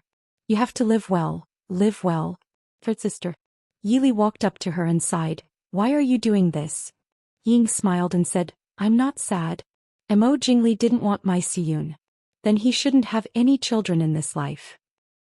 The late emperor did a good deed. People like Mo Jingli deserve to die without any descendants. Third sister, I was ignorant back then. Please don't blame me. Please, take good care of Siyun. Yili was silent for a moment and nodded. Don't worry, I will settle this child down. Mr. Shinyang is also in Glass City. He might be able to cure his body in the future. Ying nodded and smiled with tears in her eyes. Third sister, I've always known that you are a good person. I've always been jealous of you. Is it true that only good people can get happiness? I really envy you. In my next life I'll be a good person too. Yili was speechless. In fact, compared to many people, the selfish and weak Ying was really not a bad person. At least she had never really harmed anyone, although it might be because she didn't have the ability. Ying, you bitch, I'm going to kill you. As they were talking, Mo Jingli suddenly rushed out from inside. His ashen face was twisted and ferocious like an evil spirit. Mo Suyun, who was still being pulled by Yili to talk, was immediately frightened and threw himself into Yili's arms. Mo Jingli grabbed Yi Ying's clothes and tried to pull her up. Yun Gu, who had been ignored by the side, was instantly furious. Yun Ji's mood was not very good to begin with. She could not cure the first patient after leaving the mountain and could not save the second patient. However, this Princely was actually dragging a dying person around like a sack in front of her. Let go of me. In a fit of anger, Yun Gu unceremoniously slapped him. Mo Jingli realized that he was not a match for this little girl in front of him. He immediately used Yi Ying to block in front of him without hesitation. Fortunately, Yun Gu had a peaceful nature. Even when she slapped him in anger, she did not use her full strength. She stared angrily at Mo Jingli in front of her. Shameless. Bad guy. Bastard.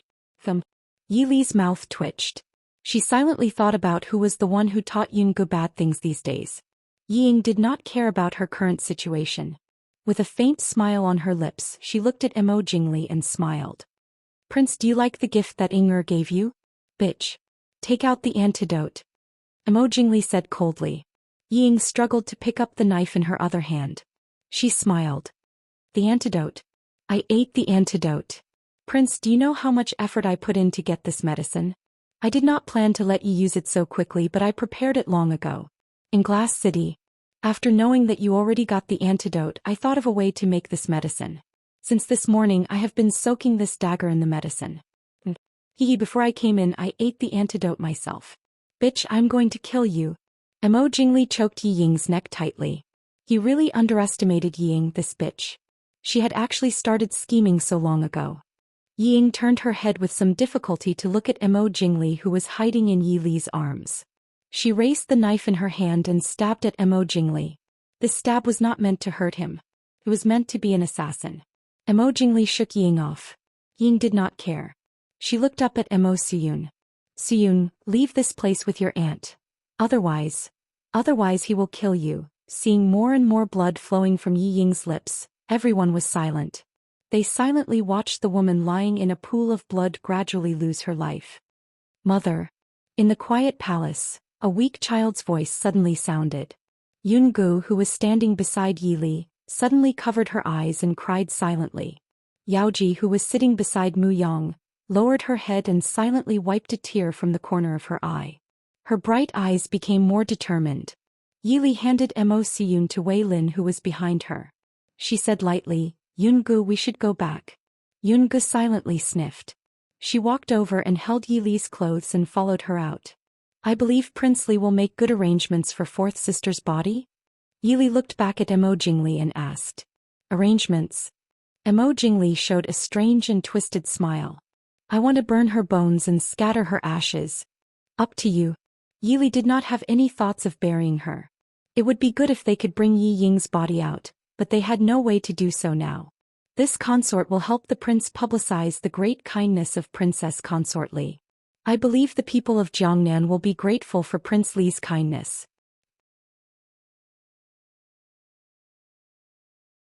Chapter 927. Yi Li, stop right there. Mo Jingli angrily roared. Leave Mo Suyun behind for me. Don't even think about it. Before Yi Li could say anything, Yun Gu angrily said, Xiao Yun's mother has already entrusted him to Li Jiejie. And if you didn't want to kill Xiao Yun, how could Princess Consort Li have died? He is the emperor of the Dechu state. Mo Jingli gritted his teeth. He might even be his only son from now on. Yi Ying's final attack had dealt a huge blow to Mo Jingli. He had been poisoned twice. The imperial physician had already said that even if the antidote was found, his chances of having children in the future were very slim. Yi Li turned around and calmly said, "Doesn't Li King want to get rid of this child and ascend the throne? Then in exchange this consort will take this child away. From now on he will no longer be a descendant of the Mo family. Just as Li King wished, Mo Su Yun has passed away." Mo Jingli flatly refused. Yi Li did not care then. Mo Su Yun is still the emperor. But his birth mother entrusted him to this consort. Then this consort and the Prince Ding mansion must ensure that he lives up to his name as the emperor. In other words, the Prince Ding mansion would completely interfere with the politics of the Dechu state. Not to mention that Mo Jingli was absolutely unwilling to let the Prince Ding mansion interfere with the Dechu state. Even if he agreed, Mo Su Yun was still in a daze. He was not truly stupid. If he was really stupid, he would not have called out mother earlier. When he grew up in the future, he would definitely not stand on Mo Jingli's side as his father. Yi Li looked at him and said, "You can't have your cake and eat it too. Li King had best consider this carefully." Mo Jingli darkly said, "What if I insist that all of you stay?" Yi Li smiled faintly and said, "That will depend on whether King Li has the ability or not. Even if King Li wants to keep all of us here, it would be best to ensure that no one else will spread the news of what happened tonight. Prince Li killed his son and the emperor, and the princess consort sacrificed herself for the greater good. What a good show." Mo Jingli was already heavily injured, and now that he was so anxious that his vision turned black, he almost fell to the ground. The people next to him hurriedly helped him to a chair. Mo Jingli held onto the armrest and forcefully suppressed the anger in his heart. He took a deep breath and stared at Yi Li. He said in a deep voice, "Yi Li, good job." "Not as good as Prince Li," Yi Li retorted calmly. The virtuous consort looked at Mo Jingli's exhausted appearance and hurriedly said, "Princess Ding, put down the emperor. I promise you all will leave Jiangnan safely." On the side, Qin Feng gave a disdainful laugh and said, "Do we need your promise? Nanjing is just a place where we can come and go as we please. What can you do to us?" The virtuous consort's face darkened. Yi Li spoke first and leisurely said, "I have always kept my word. Since I promised fourth sister to take care of the child, I must take the child away. Virtuous consort, you can try to see if it is better for us to leave quietly or for us to kill our way out of the Li Palace. With just the few of you?" The virtuous consort sneered. Yi Li smiled and said, "Do you have a lot of people?"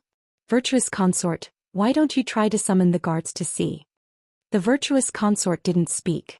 Yi Li dared to say this because there probably weren't many guards in the Li Palace that could move. "Prince Li, what do you think?" Yi Li asked. "Get out." Mo Jingli finally roared. Yi Li didn't care about what he said. She waved her hand and led everyone out in broad daylight. In the main hall, the atmosphere was so solemn and silent that one could hear a pin drop clearly.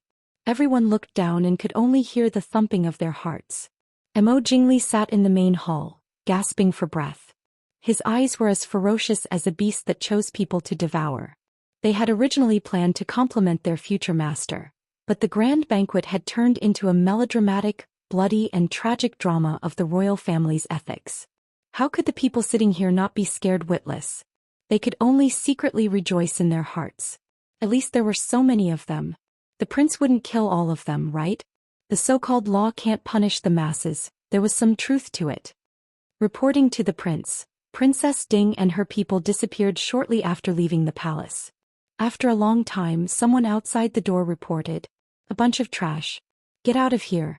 I want all of you to get out. Get out." Mo Jingli roared. If everyone didn't leave now, when would they leave? They quickly got up and said goodbye to Mo Jingli and Xian Zhao, old concubine, and hurried out. "Lear." Xian Zhao, old concubine, glanced at Mo Jingli and called softly, "Get out. Get out." Mo Jingli didn't look at the people in front of him and scolded angrily. In the small courtyard where Yi Li and others were temporarily staying, Su Qingchen looked at the child in Wei Lin's arms and raised her eyebrows. Mo Jingli saw through your identity? Yili helplessly smiled and said, it doesn't matter. He doesn't have the time to do anything to us now. But big brother, the things in Nanjing are almost done. We should go back. Although Mo Jingli might not dare to do anything to them for the time being, it was inevitable that they would provoke him if they stayed in the city for too long. Maybe Mo Jingli would impulsively fight to the death.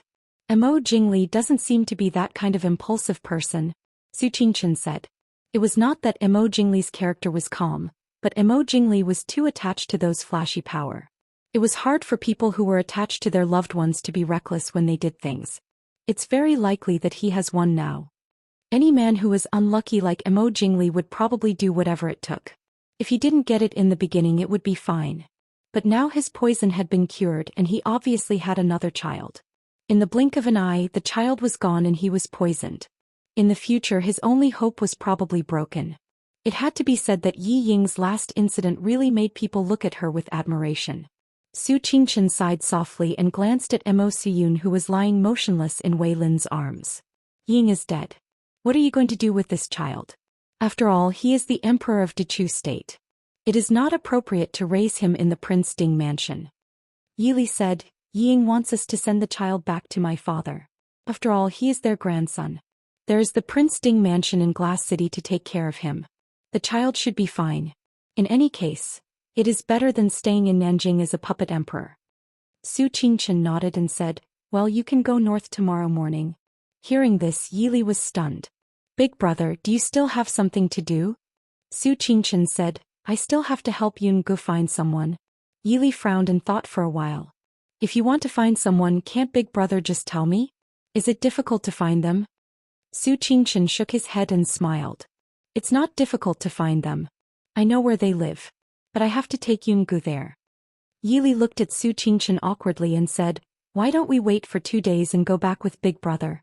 Yili was really worried about letting Su Qingchen take Yun Gu and stay in Nanjing City. Su Qingchen did not have the strength to truss a chicken. Yun Ji's martial arts were not weak, but she was a little girl without any experience. What if something happened to big brother? Chapter 928. Looking at Yi Li's undisguised worry, Su Qingchen smiled helplessly. Li this is really just an accident. Prince Ding must be waiting anxiously. You better go back quickly. Otherwise, he will complain that I'm not capable enough to keep you in Jiangnan for so long. Yi Li was determined to ignore Su Qingchen. I'll stay for 1 more day. Anyway, there are still some things to deal with. I'm not in a hurry. Unable to persuade Yi Li, Su Qingchen could only plan to take Yun Gu to find her tomorrow morning. Yi Li was worried about him staying in Nanjing alone. How could he not be worried about Yi Li's safety? In the end, Nanjing was not their territory. Princess, Master Qingchen, Miss Yun Gu and the girl in the backyard are fighting. A guard flew in and reported with a worried face. Yi Li and Su Qingchen were both stunned. Su Qingchen immediately stood up. Yi Li was not very worried. Not to mention that Dongfang Yu's internal energy was restrained. Even if Yun Gu was fine, she might not be at a disadvantage. Dongfang Yu's internal energy is gone. How can she still make a fuss? Yi Li asked curiously. The guard frowned and said, Princess, they didn't use martial arts. How can they fight without martial arts? Princess, you'll know when you see it. The guard said. Martial arts was not the only way to fight. Because most people in the world did not know martial arts, it did not mean that they did not fight. Therefore, when Yi Li and Su Qingchen saw the 2 people fighting on the ground in the courtyard, they could not help but be stunned. Su Qingchen could not help but touch his forehead and called out, Yun Gu. Hearing Su Qingchen's voice, Yun Gu paused. But this pause was enough for Dongfang Yu to grab her beautiful face. If he grabbed her face, even if Dongfang Yu did not have internal energy, Yun Ji's beautiful face would be disfigured for several months. However, although Dongfang Yu did not have any internal energy at the moment, it did not mean that Yun Gu did not either. So she just tilted her head back and clasped Dongfang Yu's claws tightly with one hand. Don't fight, okay? Dongfang Yu sneered, go to hell. With a bitter face, Yun Gu blocked Dongfang Yu's hand that was waving at her again. She quickly sealed her acupoints and jumped up from the ground, running to Su Qingchen. Su Qingchen, sisterly, why are you here? Yi Li raised her eyebrows at her, smiling without saying a word. Su Qingchen looked at her. Who told you to fight with someone? Although Su Qingchen's voice was as gentle as ever, Yungu felt an inexplicable chill run down his spine. She couldn't help but shrink her neck and move closer to Yili. She felt that Su Qingchen, who was looking at her indifferently, was fiercer than her father, who had passed away 3 or 4 years ago. Therefore it was not unreasonable for the brothers of the Su family to be afraid of eldest young Master Su. Eldest young Master Su was born with the dignity of a teacher. I was wrong. Yungu lowered her head and admitted her mistake. Yili looked at the two with a smile and then looked at Dongfang Yu, who was fixed on one side. She smiled faintly and said, "Why did Yungu come here?" This yard was the innermost and most remote yard in the mansion. Ordinary people would not come here for no reason. Yungu said with a bitter face, "I just wanted to pick a few flowers for little Yun." It turned out that there were 2 begonias in the yard where Dongfang Yu lived. Yungu thought that Mo had been frightened and his mind was somewhat blank. Perhaps it would be better to give him some fun things. But the little girl who grew up in the mountains did not know what to give. Her first choice was naturally flowers and plants. So she ran all over the mansion and found these 2 begonias that were blooming well. But she did not want to disturb Dongfang Yu, who was under house arrest in the yard. And Dongfang Yu had heard the people in the mansion mention this girl that young Master Qingchen had brought back personally. So they started to fight as soon as they met. If Dongfang Yu's internal energy had not been restrained, she might have used her killing move directly. Su Qingchen handed over a white handkerchief and said, "Don't you know martial arts? Do you need to roll around on the ground with people?" Yungu lowered her head and drew circles on the ground with her feet. She thought that Dongfang Yu did not know martial arts. People who practiced martial arts naturally could not bully ordinary people who did not know martial arts. After seeing Su Qingchen, Dongfang Yu no longer stared at Yungu with her eyes. Instead she looked at Su Qingchen with infatuation. Ever since she was caught by Yili, she had not seen Su Qingchen even once. Although Yili did not lock her up in the dungeon, as long as she wanted to take a step out of the courtyard, she would immediately be stopped. And these people did not use any tricks. Even when she shouted that she wanted to burn the house, they did not even turn their eyes. The meaning was obvious. If she wanted to burn herself to death, she could do so. Of course, Dongfang Yu did not want to burn herself to death, so she could only endure silently. Today she finally saw Su Qingchen in person. Dongfang Yu was not in the mood to argue with Yungu. Yungu looked curiously at Su Qingchen and then at Dongfang Yu. She could not help but move closer to Yili. She felt that the way this woman looked at Su Qingchen was very strange. It made her hair stand on end. "Master Qingchen, how are you?" Dongfang Yu asked softly. She did not care that her acupoints were sealed and her body was stiff. It was hard for people to get used to saying such tender words. Su Qingchen looked indifferently at Dongfang Yu, then turned her gaze to Yungu, who was beside Yili, and said, "Why aren't you going back to change? Then copy the essay I taught you yesterday 10 times and give it to me tomorrow morning." Ah. Yunji's face fell. "Su Qingchen, I don't, 15 chapters. Su Qingchen said indifferently. Yungu stared blankly at Su Qingchen. She opened her mouth and finally said, "I'll go right now." She looked carefully at Su Qingchen. She probably felt that Su Qingchen was not in a good mood. Yungu asked in a low voice, "Can I plant a few flowers before I go?" Su Qingchen nodded. Yungu then flew up to a branch and planted a few flowers. She ran out quickly as if Su Qingchen would add 10 or 20 more times if she stayed. Looking at her departing figure, Yili couldn't help but smile and said, "Big brother, you're too strict with Yunj. Look at how scared she is. Yungu is your savior after all." Su Qingchen glanced indifferently at Yili. She is not young. She has lived alone in the mountains. When her father was alive, he did not teach her many things that should have been taught. Yili suddenly understood. She nodded and said, "That's right. 15 years old is not young. It's time for her to get married. If she comes back with us, please teach her well, auntie." Su Qingchen did not comment. She said indifferently, "I'm afraid she won't go with us." At that time, a rich and powerful family, Yungu, who grew up in the countryside, would be eaten up by others. Yili said with a smile, "Big brother must have a way to let her go back with us."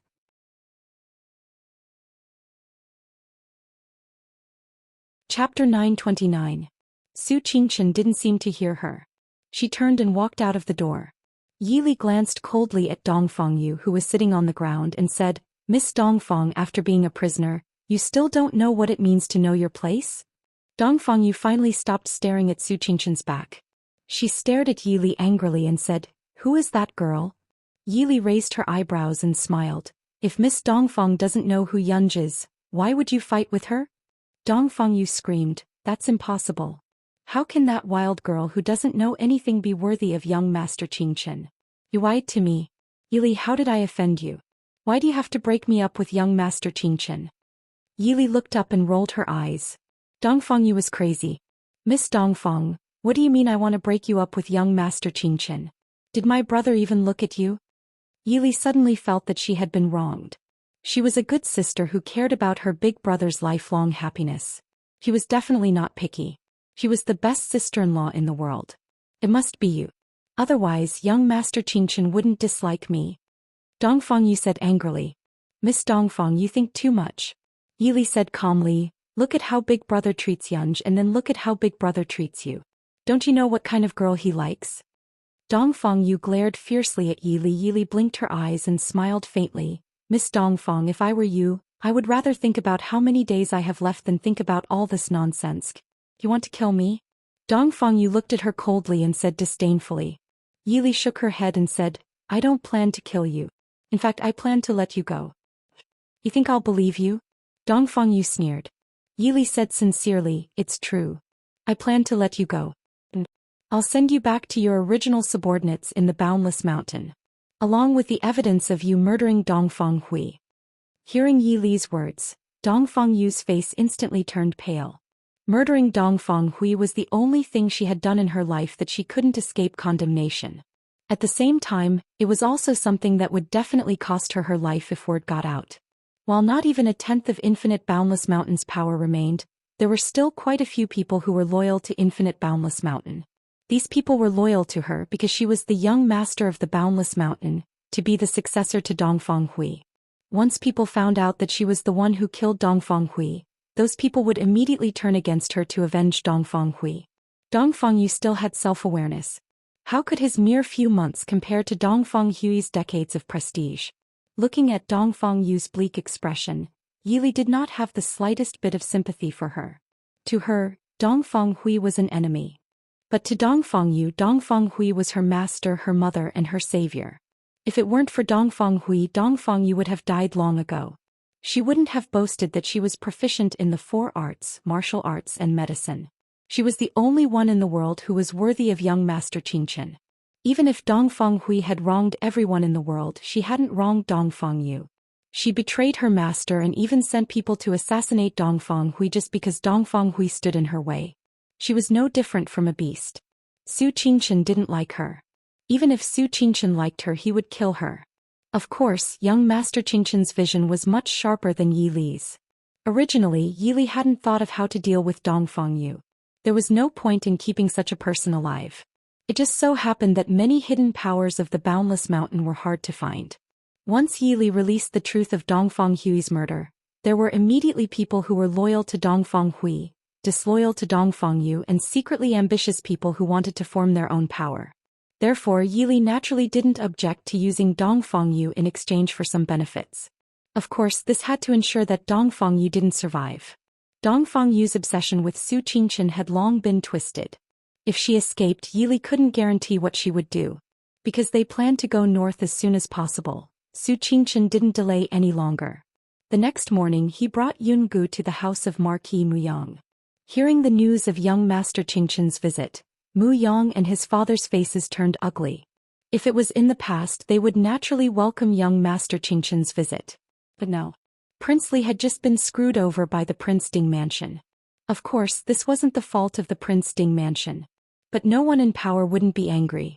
At this time, although Prince Li didn't send people to do anything to Princess Ding and young Master Qingshan, it was because he didn't have the confidence to catch them all. It wasn't that he didn't want to. Now that they were too close to young Master Qingshan, weren't they rushing to let Prince Li vent his anger? However, young Master Qingshan was not someone who they could ignore whenever they wanted to see him. With Su Qingshan's fame and status, you might not be able to see him when you wanted to. But when he wanted to see you, you definitely couldn't refuse to see him.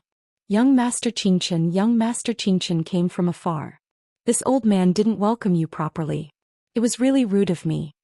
Old Marquis Muyang led Mu Yang and the Mu family to welcome Su Qingchen with a face full of smiles. Su Qingchen glanced at the group of people behind Marquis Muyang with a faint smile. It was said that Marquis Muyang was Mo Jingqi's confidant. Now that Mo Jingqi's reputation had fallen and his family was ruined, but Marquis Muyang's family was still prosperous and even more powerful than before. He was indeed a rare person among the generals who knew how to monopolize. Frowning slightly, Su Qingchen glanced at Yungu. Was it really a good thing to leave Yungu in the house of Marquis Muyang? Even if Yaoji was here, Yaoji had a heavy responsibility. How could she have the time to take care of an ignorant child? Besides, how long could the house of Marquis Muyang last? Yungu followed beside Su Qingchen and looked strangely at the old man who was talking to Su Qingchen. Since he felt that he didn't welcome them properly, why didn't he just go out to welcome them? Even if he was older, it didn't matter if he didn't welcome them. Yungu frowned. She didn't know why, but intuitively she didn't like this old man who was smiling amiably at Su Qingchen. Old Marquis Muyang naturally also saw the young girl standing beside Su Qingchen. He felt it was strange. Young Master Qingchen was famous for being disrespectful to women. He was already over the age of 30 but hadn't gotten married. Why would he be with a beautiful young girl? Mu Yang and Yaoji naturally met Yungu before. Yaoji had a good impression of this young girl who was skilled in martial arts and nodded at her with a smile. Yungu blinked her eyes and smiled sweetly at Yaoji. Although Yungu hated those people at the banquet last night, she didn't hold a grudge. Besides, what happened last night had nothing to do with them. It was all that heartless Prince Li's fault. Yaoji, do you know this young girl? Marquis Muyang's wife, who was standing behind Mu Yang and beside Yaoji, suddenly asked in a sharp voice. Old Marquis Muyang frowned. He was very dissatisfied with his daughter-in-law's rude behavior, but he also glanced at Yaoji. Mu Yang glared at his wife and made an excuse. Father, I saw this young girl at Prince Li's mansion last night. Prince Li's mansion? Old Marquis Muyang frowned. What happened at Prince Li's mansion last night? Muyang only said a few words vaguely. As an official, he naturally needed to understand that some things could be said and some things could not be said even to the people closest to him.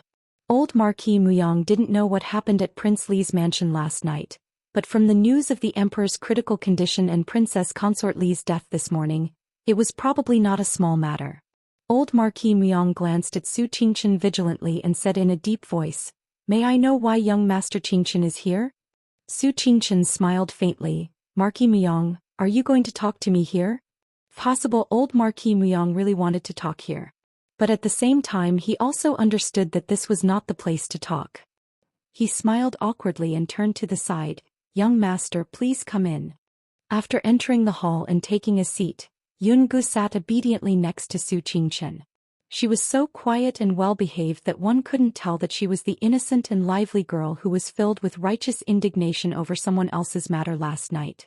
After the tea was served, Mu Yang asked, Young Master Qingchen, may I know who this young girl is? Su Qingchen put down the teacup and glanced at Yungu, saying indifferently, May I know if Marquis Muyang remembers a doctor called Shin Fengru?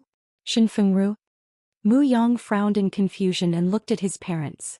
Old Marquis Muyang's expression changed slightly. He quickly glanced at Yungu who was sitting beside Su Qingchen and said in a deep voice, This old man has never heard of him. May I know why young Master Qingchen is asking about this?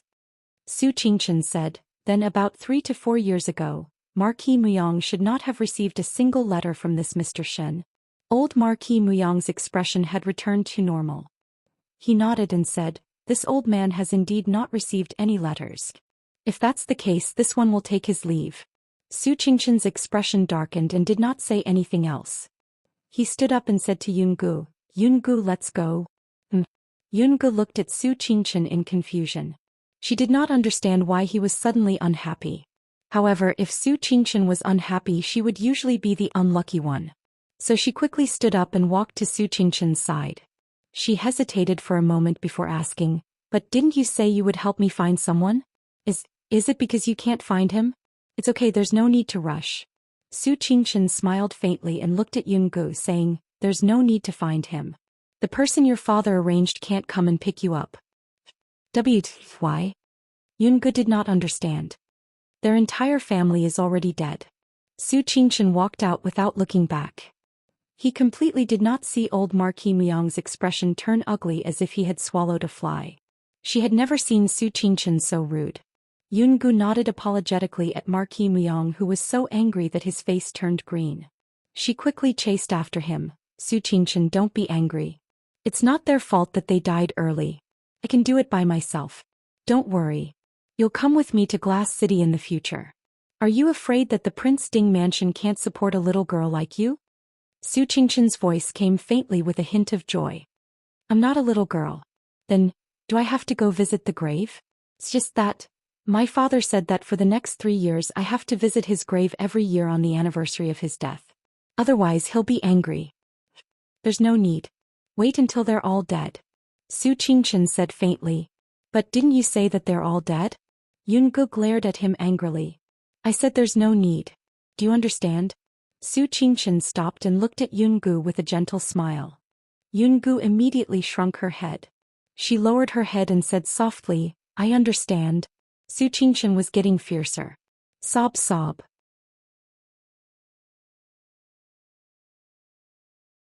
Chapter 930. After leaving Marquis Muyong's residence, Yungu was carefully sizing up Su Qingchen as she walked back. She didn't know why, but every time Su Qingchen didn't smile she felt scared. But when Su Qingchen smiled she felt even more scared. Yungu lowered her head and glanced at her not particularly soft but still slender little hand. She could not help but sigh with a bitter expression. It wasn't her fault this time, but why was Su Qingchen still angry? Her hand would break from writing. Why didn't she realize that Su Qingchen was so easily angered? Of course, these words were only in Yunji's mind. Even if she said it out loud, no one would believe her. Did young Master Qingchen get angry easily? The number of people in this world who had seen young Master Qingchen get angry could be counted on one hand. Young Master Immortal's demeanor and upbringing had always been praised. Who dared to slander young Master Qingchen? Beat him up. Of course, Su Qingchen saw Yunji's actions. He smiled faintly and didn't explain. He only asked, now that you can't find the person you're looking for, what do you plan to do? Yungu blinked and said gloomily, that's okay. They're all dead. No wonder they didn't pick me up. I've already grown up. I can do it alone. Su Qingchen shook his head and said, it's not safe for you to be alone. I've told you before, come with me to Glass City. Yungu quickly shook her head. Although she grew up in the countryside, these few days were enough for her to understand the status of the Su family. Most importantly, even that Marquis Muyong's residence made people feel very restrained the moment they entered. The Su family was bigger than Marquis Muyong's residence and they were all scholars. There would definitely be more rules. Su Qingchen smiled and said, there aren't many people in the Su family and there aren't many rules. Everyone wanted to live their own lives. The reason why your father left a letter for someone to pick you up was because he was worried that you would be alone in the mountains. Now that you can't find anyone and you're going back to the mountains, won't your father's worries come true? Come with me to Glass City. The people there are very nice. Be a good child and listen to me. Yunji's eyes turned a little blank. Her lively eyes were filled with uneasiness. Su Qingchen sighed softly and raised his hand to push a strand of hair behind her ear. He said softly, if you really don't like it, I can help you find another place to live. But at least we can take care of each other in Glass City. You are my savior. Do you want others to call me ungrateful? What's more, didn't you say that I still have to drink the medicine for 3 months? It was not the right way to practice medicine to cast aside a half-cured patient. My grandfather lives in Lishan Academy outside Glass City. There are also people from the Prince Ding mansion guarding that place. When the time comes you can move there too. Isn't it the same as living in the mountains? Su Qingchen. Yungu bit her lips and looked at Su Qingchen. I know that you are worried that I will be alone in the mountains and have no one to take care of me. That's why you want me to go to Glass City. Thank you. You're such a good person. Then you have to be obedient, understand? Su Qingchen smiled. Then, I'll have to trouble you in the future. I'll give you all the things that my father left for me, okay? Yunji's eyes lit up and said happily. She had nothing. It would be embarrassing for her to eat and live on Su Qingchen's things. Why not give the things that her father left for her to Su Qingchen? This way no one would lose out. Her father said that those things were very good and very important. The corner of young Master Qingshen's lips twitched slightly. He had seen the things that Father Shen left for Yungu. There was not even a tael of gold or silver. However, there was the deed to the Chu capital that was stuffed under the red sandalwood carving, the luminous pearl that was said to have been used as a marble by a certain someone when he was a child, a box of authentic calligraphy and paintings that were sought after by all scholars in the world, and many lost medical books and rare medicinal herbs that were kept in an inconspicuous small bag. Obviously, this was the dowry that Father Shen had prepared for his daughter. Yungu, who thought that she was very poor but was actually very rich, guiltily planned to use these things as rent and living expenses. Su Qingshen coughed softly and said, "No need. These are souvenirs that your father left for you. If I get injured again in the future, just remember to save me and don't charge me." Su Qingshen, you are indeed a good person. Yungu looked at him with tears in her eyes. She was so bad. Why did she think that Su Qingshen was fierce? Yungu happily followed young Master Qingshen back to copybooks. She had forgotten what had happened at the Marquis Muyang's residence. She also forgot that young Master Qingshen had only been seriously injured once in his life. She did not know when she would be able to pay back her rent and living expenses. Marquis Muyang's residence. Muyang looked strangely at his gloomy father. Just by looking at his father's expression, he knew that his father must know that Shen Fengru. Why didn't his father admit it? What was even stranger was that young Master Qingshen did not pursue the matter. It was as if he could not tell that his father was lying. Or rather, it was as if he was just asking a routine question. No matter how his father answered, he would still leave. And the last sentence that young Master Qingshen said was even stranger. All of them died. No matter how one looked at it, it seemed that he was talking about the Marquis Muyang's residence. But would young Master Qingshen curse others like this without any restraint? "Father, what's going on?" Young Master Qingshen and that Miss Yungu. Matriarch Mu frowned. "That girl is called Yungu?" Muyang nodded. Matriarch Mu sighed softly but did not say anything else. Yaoji said lightly, "It seems that young Master Qingshen values that girl very much. Old Marquis today, you're smart." Because Yaoji gave birth to the Mu family's only son and had been very decent in all aspects these years.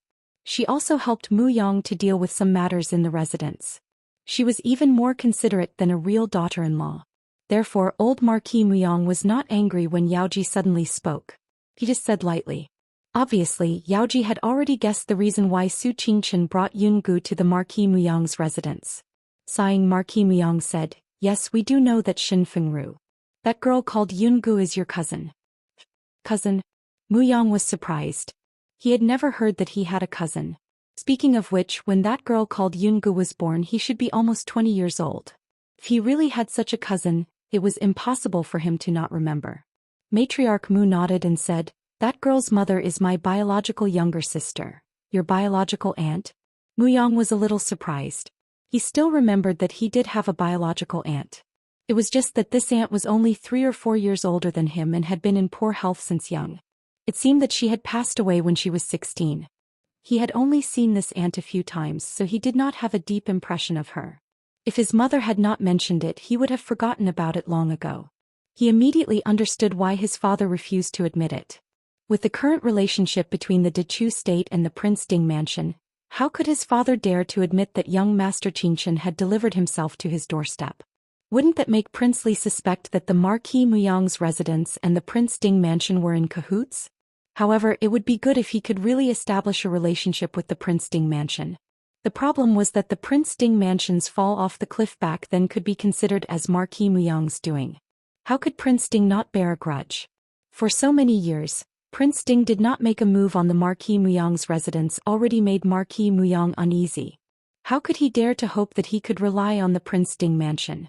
The Marquis Muyang's residence and the Prince Ding mansion were destined to be enemies.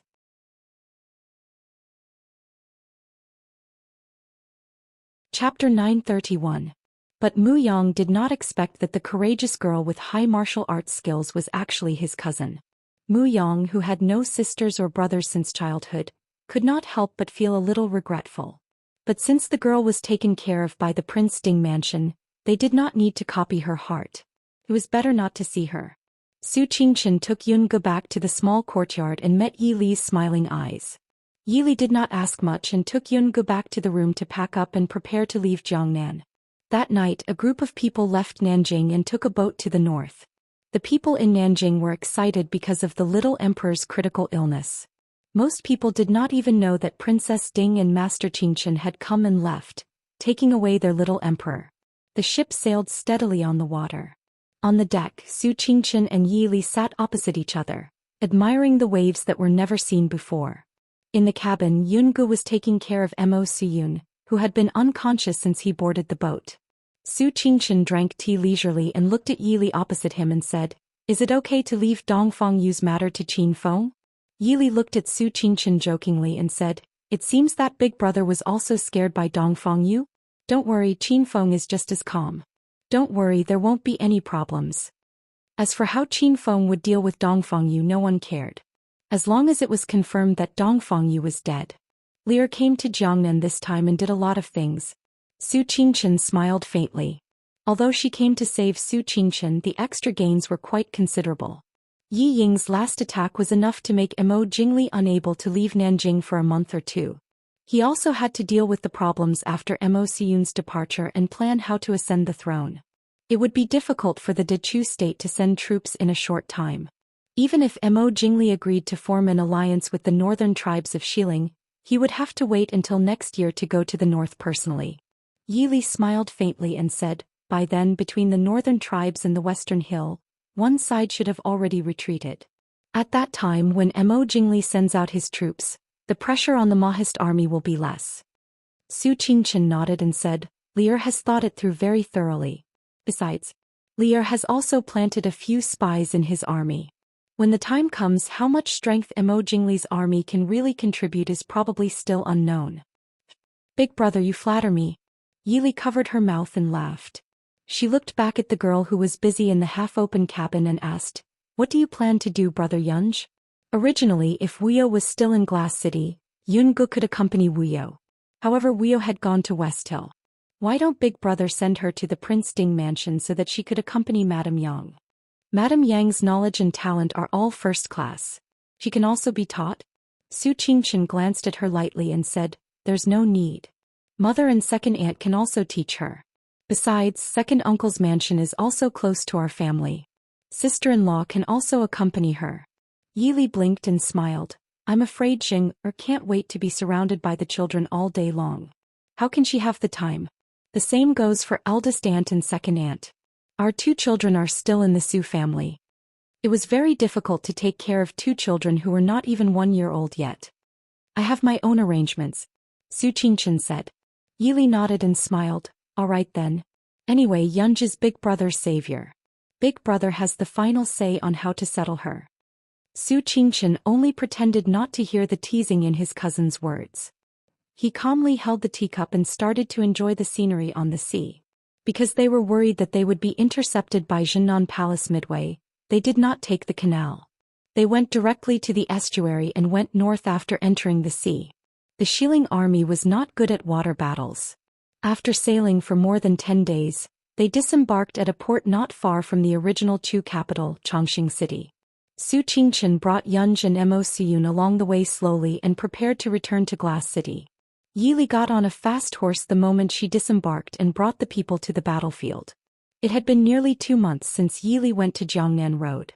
At this time, the northern part of the country was already filled with cold wind and snow. Lei Jinting had already brought close to 1 million troops to the border with the Mahist army. This time, not only was Lei Jinting personally leading the troops, Lei Tingfeng was also coming along. It was obvious that Lei Jinting wanted to wipe out the Mahist army in one fell swoop. This was because he knew that if he missed this opportunity, Lei Jinting would not have another chance to defeat the Prince Ding mansion and the Mahist army in his lifetime. The three-nation alliance had a high chance of winning. Unfortunately, they did not start the battle properly. Before they even started, Mo Jingli had already dropped the ball. Lei Jinting could only curse Mo Jingli in his heart. There was nothing he could do.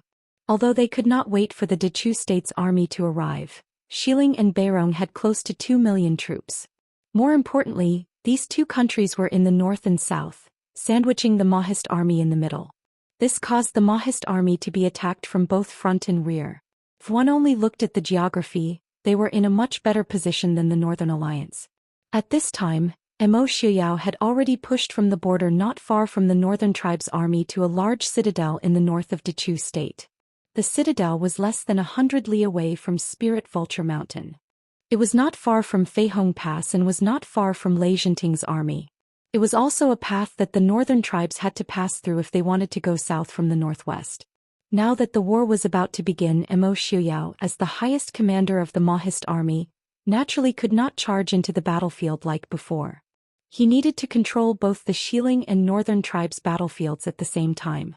He could only silently retreat from the front lines. When Yi Li arrived at the citadel, she did not inform anyone. She directly went to Mo Xiuyao's temporary residence in the citadel. These areas that were reclaimed by the Mahist army had slowly returned to normal over the past half a year. The best governor's residence in the citadel was still reserved for the citadel's officials. Therefore, Mo Xiuyao could only take his subordinates and squeeze into the commander's residence. Fortunately, most of the Mahist army's generals were fighting on the front lines. Only Feng Jiao, Marquis Nan, and a few others were by Mo Xiuyao's side. Even Fu Zhao had personally gone out to lead the troops. The average-sized commander's residence did not seem crowded at all. When Yi Li arrived at the commander's residence, the guard at the door jumped in fright. When he recovered, he hurriedly came forward to greet Wang Fei and invite her in. Yi Li did not mind the guard's slight loss of composure. She asked with a smile, "Is the prince in the residence?" The guard nodded and said, "Wang Fei, the prince, Feng Jiao and Marquis Nan are all present." When she entered the residence, she found out that Mo Xiuyao and the others were discussing in the study. Yi Li stood at the door and hesitated. Just as she was about to leave, the people inside discovered her presence. The door to the study was pulled open from the inside. Mo Xiuyao stood at the door and looked at her with a smile. He said, "Lili, why aren't you coming in?" Yi Li looked in puzzlement inside. "Aren't you discussing matters?" Mo Xiuyao grabbed her hand and pulled her inside. "It's nothing important. Also, is there anything in the Wang residence that you cannot hear?"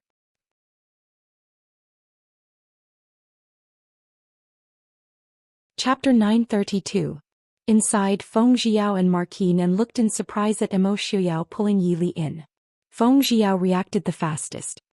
He looked at Mo Xiuyao with a grin and teased, "The prince is indeed skilled. Just sitting in the study, you can tell that the princess consort has returned." Marquis Nan looked at the smiling Feng Jiao and then looked at Mo Xiuyao, who was looking at Feng Jiao coldly but with a faint warmth in his eyes. He shook his head helplessly and said, "The princess consort has returned? Young Master Qingchen." Therefore older people were more reliable. These people did not ask her about her trip to Jiangnan. Yi Li smiled and said, "Marquis, thank you for your concern. I am well. Big brother will rest in the Chu capital for 2 days before returning to Li City." Feng Jiao looked at Yi Li with a grin and said, "Princess consort, I heard that young Master Qingchen brought back a beautiful girl with strong martial arts?" The Shadow Guard had already reported Yi Li's trip to Jiangnan to the Prince Ding mansion. Yungu was inevitably mentioned. As for the beautiful girl with strong martial arts, it was unknown which Shadow Guard was behind it. Yi Li tilted her head and quietly looked at Feng Jiao. After a while she nodded and said, "She is indeed a beautiful and cute girl. Her martial arts and medical skills are not bad. Do you want me to ask Big Brother to introduce her to you?" Feng Jiao quickly shrunk his neck and raised his hand to rub his stiff face. He smiled bitterly and said, "Better not. I don't dare to offend young Master Qingchen." Young Master Qingchen had only brought back such a beautiful and cute girl after a few decades. If he rushed to meet her, wouldn't he be eaten by the Su family? Mo Xiuyao was also curious. Although Su Qingchen looked gentle and amiable, he had very high standards. It was not easy to catch his eye. "I heard that the young lady is related to the Marquis Miang's household?" If that was the case, it would not be good. If that girl was really related to the house of Marquis Miang, it would be better to ask Su Qingchen to change to another girl. He could not possibly have to give Su Qingchen face when he wanted to make a move on that old thing Marquis Miang, right? Yi Li smiled faintly. "It doesn't matter now." "What do you mean?" Feng Jiao and Nan Ho both looked at Yi Li. Feng Jiao wanted to hear some gossip, while Marquis Nan had some conflicts with Marquis Miang's residence. He wanted to consider how to treat the girl if they met in the future. Yi Li told them about how Su Qingchen personally brought Yungu to the house of Marquis Miang and brought her back. Feng Jiao stared at Yi Li with his eyes wide open. He asked in disbelief, "So, young Master Qingchen cursed his whole family to die in front of Marquis Muyang and the entire Mu family? Why didn't Marquis Muyang stab him a few times?" Young Master Qingchen was really an extraordinary person. He usually looked gentle and refined with profound self-restraint. Who would have thought that when he scolded someone he would be so vicious? Yi Li shrugged and smiled. "This is what I heard from Yun Ge." Feng Jiao silently decided in his heart that he must not provoke that little girl called Yun Ge. Nan Ho thought for a while and said, "That girl should be the niece of Marquis Muyang's wife. Speaking of which, she has a little relationship with Dr. Shen." The other three looked at Nan Ho curiously. Nan Ho shook his head and smiled. "These are all old affairs in the capital. Prince and princess consort will naturally not care about these things. But our family and the house of Marquis Muyang." Nan Ho's family and the house of Marquis Muyang had never been on good terms. Therefore they were very clear about some of the bad things of other families. Nan Ho said, "Marquis Muyang's wife has a younger sister. Her health has been poor since she was young. Not many people in the Chu capital know her. But when they asked a doctor to treat her, she ran away with a young doctor. Marquis Muyang's family naturally could not afford to lose face. They only said that the girl died of illness. That doctor is Xin Yang's nephew. Although Xin Yang is a famous doctor and the Xin family is also a famous family of doctors, Marquis Muyang's family is also a noble family. How could they agree to marry their daughter to a doctor? I heard from the princess that the girl's surname is Shen and she is related to the house of Marquis Muyang. It should be this one." Yi Li asked curiously, "When Mrs. Shen eloped, how could Mr. Shen be so sure that he could entrust his daughter to the house of Marquis Muyang before he passed away?" Although the house of Marquis Muyang had indeed refused to take care of Yunj, it was mostly because of Su Qingchen and the Prince Ding mansion. Nan Ho smiled. "Well, I heard that Marquis Muyang's wife and Mrs. Shen used to be very close. There is a big age gap between them. Although they are sisters, they are like mother and daughter. What's more, Shin Fengru saved Marquis Muyang's life back then. Taking care of a descendant of the Shin family is not difficult. You will naturally agree. But this time, Marquis Muyang has always been a person who steers according to the wind. It is his instinct to seek good fortune and avoid disaster. Since Miss Shin is related to young Master Qingchen, Marquis Muyang will not dare to keep her. It's good that it has nothing to do with the house of Marquis Muyang."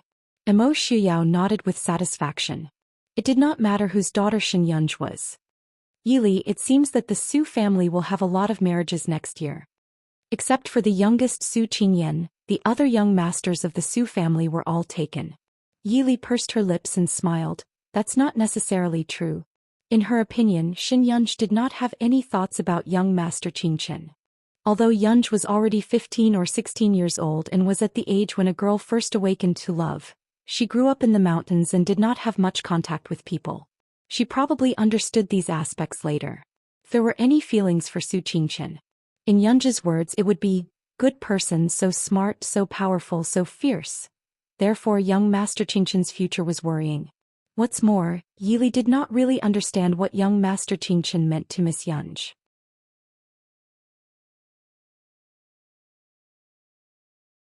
Chapter 933. Hearing Yi Li's words, Feng Jiao and Emo Shuyao's expressions became strange. Yi Li knew what the two of them were thinking when she saw their expressions. They probably wanted to see young Master Qingchen make a fool of himself. It was a pity that this battle would take some time. By the time they finished the battle, young Master Qingchen might have settled everything and returned home with a beautiful woman. These two were regretting that they didn't have the chance to see the greatest young master in the world. Marquis Nan coughed lightly. He deeply felt that he was old and couldn't understand the thoughts of these young people. "Prince, third young master Feng, should we continue?" If he let this Feng Jiao get to the bottom of the matter, he might say something that would make him feel awkward. Feng Jiao rubbed his nose. He just remembered that they were discussing business before Yi Li came. Emo Shuyao saw that Yi Li had returned and was impatient to deal with them. He pulled Yi Li to sit down and hurriedly gave a few instructions. Then he drove the two out. It was the first time in his life that he was driven out. Marquis Nan stood at the door of the study in a daze. Feng Jiao was very used to it. He pulled Marquis Nan and said with a smile, "Mar, let's go. How about having a drink at my place?" Marquis Nan finally recovered. He helplessly shook his head and followed Feng Xiao out. Feng Xiao took a few steps and suddenly stopped with some hesitation. It seemed that he had forgotten to tell the princess consort something. Marquis Nan looked back in confusion. What's wrong? Aren't we going to drink? It seems that there is something that I forgot to tell Wang Fei. Feng Xiao said. Is it business? Is there something that you know that prince doesn't? Marquis Nan asked. Feng Xiao thought about it. That's right. Emo Xiao would always tell Wang Fei. At most, it would be a little later. He waved his hand and swaggered away with Marquis Nan. In the study, Emo Xiao held Yili tightly in his arms and gently rubbed the top of her head. He said in a muffled voice, "This time Miss Li has been gone for a long time."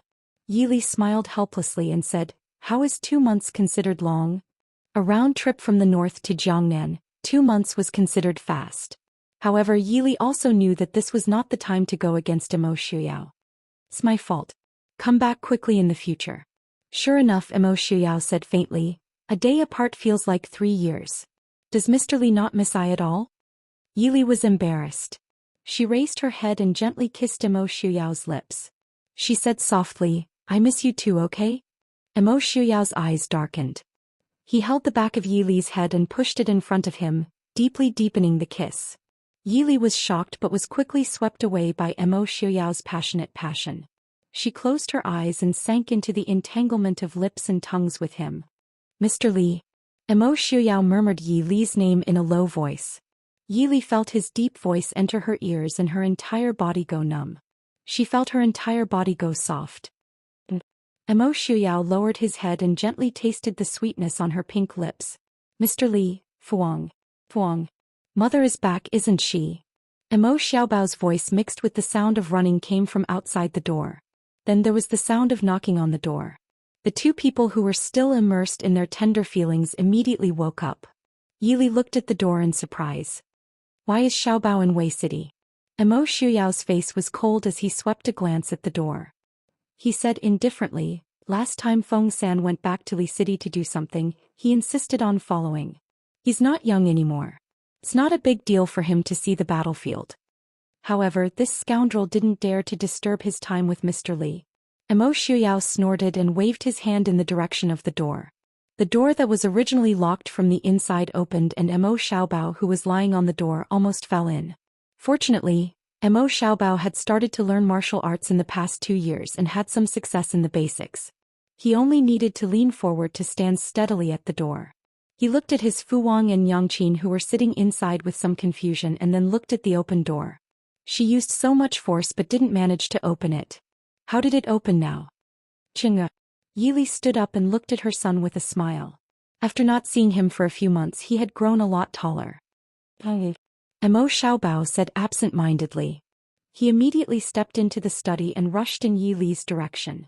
Emo Xiao narrowed his eyes. His right hand lightly knocked on the table and a weasel hairbrush that was originally on the table shot towards Emo Xiaobao. Emo Xiaobao cried out in surprise and hurriedly flew out of the way. He continued to rush towards Yili. Emo Xiao's side again and another weasel hairbrush on the table shot over. This time, Emo Xiaobao wasn't so lucky. A corner of his clothes was nailed to the pillar by the brush. Emo Xiaobao's outstretched hand was less than 3 inches away from Yili. Emo Xiaobao turned his head to look at his clothes that were nailed to the pillar and then looked at his Yangqin, who was just inches away from him. His large eyes immediately became watery. Fuang bullied Xiaobao. Xiaobao misses Yangqin. Xu. Looking at her son's outstretched hand looking at her, Yili didn't know whether to laugh or cry. Emo Xiao glanced at Emo Xiaobao in displeasure. He slightly raised his hand and a force pulled the weasel hairbrush that was stuck in the pillar back. With a bang, it fell into the brush holder in front of Emo Xiao. Emo Xiaobao shrank his neck. He probably understood that he came at the wrong time. Fuang's mood was very bad. He carefully squeezed to Yili's side. Yangqin. Yili reached out and touched Emo Xiaobao's little head. She smiled and said, Xiaobao has grown taller. Have you been obedient these days?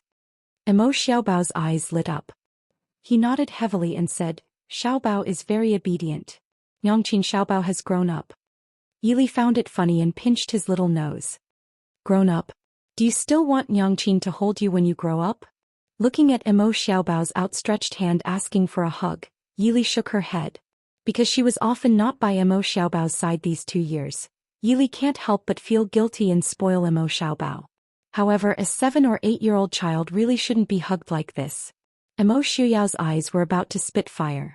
Emo Xiaoyao stepped forward and picked up Emo Xiaobao in front of him. He lightly said, "Have you finished the things I told you?" Emo Xiaobao proudly raised his little face and said, "Of course it's finished. Isn't it just 2 hours of horse stance, half an hour of swordsmanship, half an hour of horsemanship and 20 pieces of calligraphy? How can this kind of trivial matter stop him?" Emo Yuchen. Emo Xiaoyao sneered at someone's complacent little face. "Very good. Then starting tomorrow, I'll add another 2 hours of archery and 20 pieces of calligraphy." Emo Xiaobao's little face stiffened. He quickly calculated in his heart. 2 hours of horse stance, 2 hours of archery, then swordsmanship and horsemanship and 40 pieces of calligraphy. It will take at least 4 or 5 hours to finish. He will be tired to death. But it must be that the homework that I gave you is too easy so you can be so leisurely. So from today on I will be strict with you. Father and your mother have high hopes for you. Emo Xiaoyao leisurely said.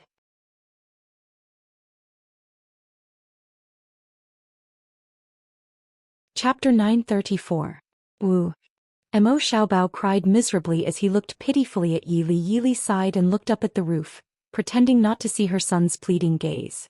She believed that Emo Xiaoyao knew what he was doing. More importantly, the more she helped, the more Emo Xiaoyao wanted to punish Emo Xiaobao. It was better to leave the matters between father and son to them to resolve. Seeing that his pleas for help had failed, Emo Xiaobao fell into despair. Now Emo Xiaobao finally understood that if his father really did flip out, even his mother wouldn't be able to save him. He could only look innocently at Mo Xiaoyao. "Father, this child will work hard." Our dear Emo Xiaobao's starry eyes were still quite lethal. Emo Xiaoyao's lips twitched as he looked up at the sky, speechless. Was this really his son? He was too shameless. "Good boy. Study well. Father has high hopes for you." Emo Xiaobao still underestimated a certain person's heart of stone. Emo Xiaoyao firmly patted his son's shoulder. His pitiful act failed again. Emo Xiaobao stared blankly for a moment before running away in tears.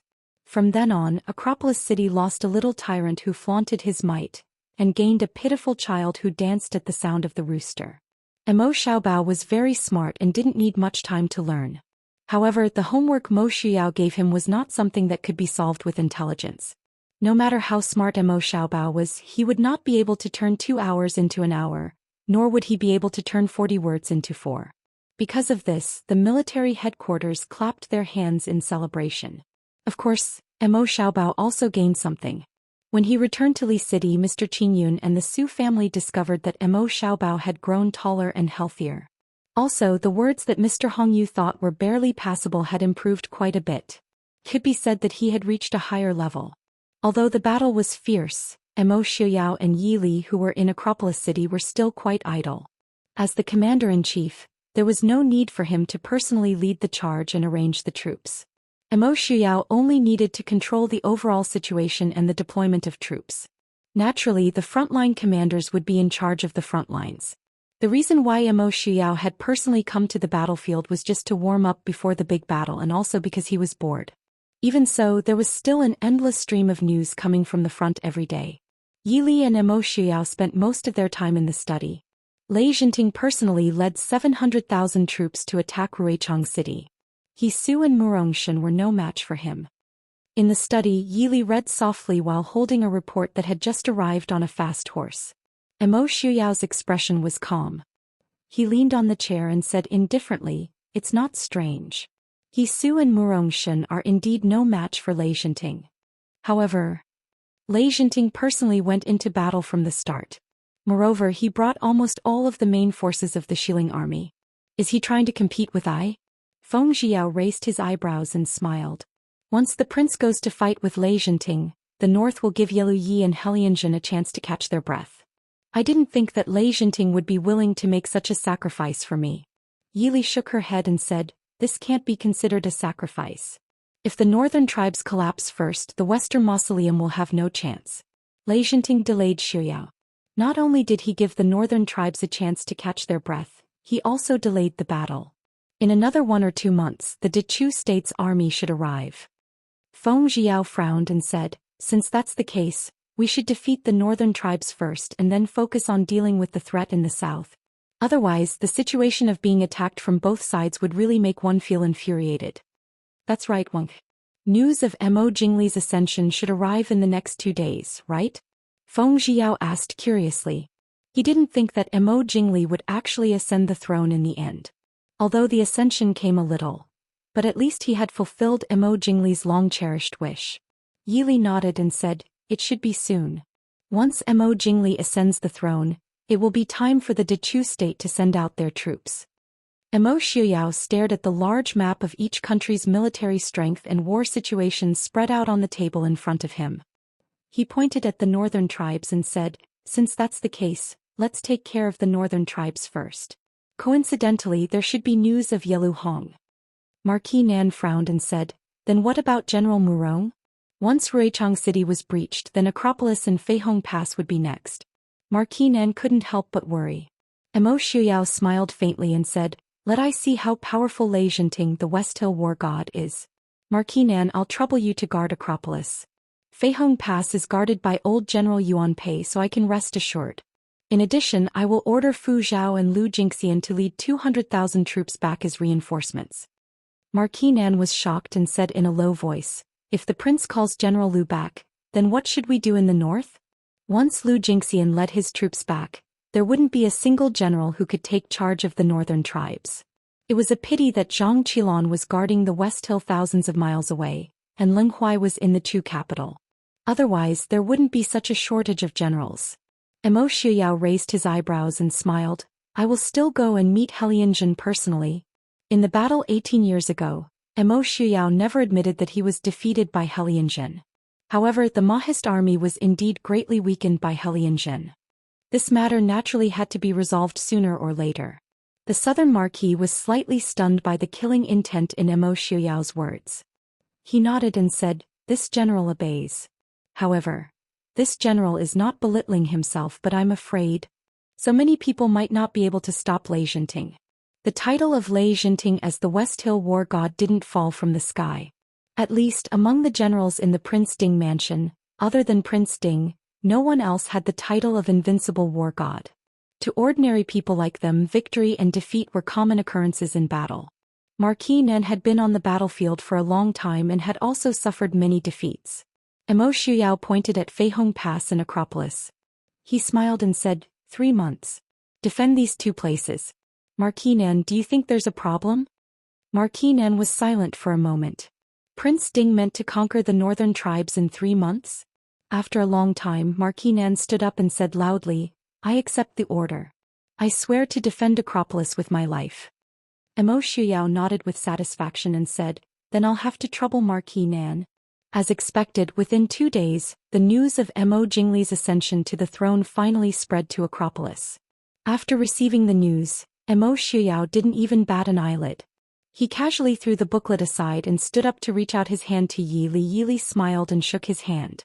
It was time for them to go to war.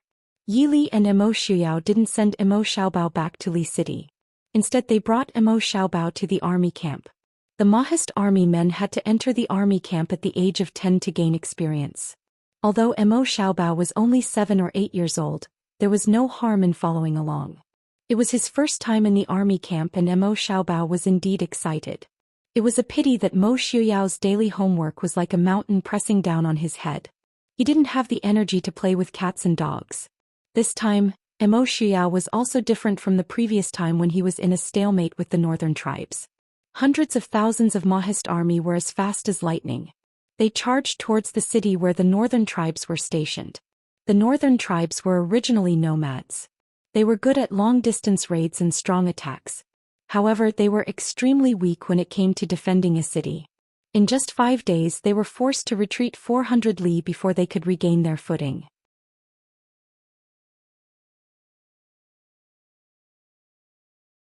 Chapter 935. In the northern tribes' camp, Yellow Yi looked down at the generals with a dark expression and said in a low voice, Mo Xiuyao has taken 2 cities in a short 5 days. What countermeasures do you have? Helianjin said, I didn't expect that Emo Xiuyao would actually ignore Enchanting, this great enemy, and wholeheartedly attack my army. In this old man's opinion, Emo Xiuyao most likely intends to deal with my northern tribes with all his might before turning to deal with the western Tomb and Great Chu.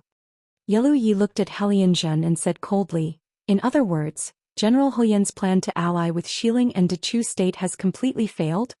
Helianzhen smiled bitterly. Yelu Yi called him uncle most of the time, but now he called him General Helian. Obviously he was very dissatisfied with him. Helianzhen sighed helplessly. If Emo Jingli had not delayed the attack, it would have been more than this. But now, the plan to attack the Prince Ding mansion has not failed. It is just that the northern tribes did not gain any benefits. In other words, harming others without benefiting oneself. The Prince Ding mansion indeed had to face the siege of Xiling and Dechu state. But who would have thought that Emo Xiuyao would not care that the loss of Ruichang would affect Feihong Pass, Acropolis, and even the northwest protected by the Mahist army? He wanted to deal with the northern tribes first. The northern tribes were already at odds with the Mahist army, and war could break out at any moment. The current situation did not cause any losses to the northern tribes. It was just that there were no benefits to being busy for a few months. Princess Ding has gone to Jiangnan these 2 months. Helian Peng, who was sitting below Helianzhen, suddenly said. Because of the defeat last time, Yelu Yi did not like Helian Peng. However, Helian Peng seemed to have changed a lot in these few months. He did not care about Yelu Ye's attitude at all. He only did his own things silently and rarely spoke. This changed Yelu Ye's impression of him slightly. Hearing him suddenly speak, Yelu Yi frowned and said, Yili went to Jiangnan? How do you know? Helian Peng remained silent, his eyes indifferent as he stared at Yelu Yi. He had been defeated by Yili and regarded it as the greatest humiliation of his life. Naturally, he would pay close attention to Yili. It was just that after those few lessons he no longer acted impulsively. Moreover, Yili's heart wasn't that easy to find out. This was something that Helian Peng had slowly guessed over the past few days based on various clues. Helian Peng lowered his gaze, saying, Father should know that Jinnan Palace and the Prince Ding Mansion joined hands to exterminate Infinite Boundless Mountain. Helianzhen nodded. Such a big thing happened not long before he went to Jiangnan, so Helianzhen naturally knew.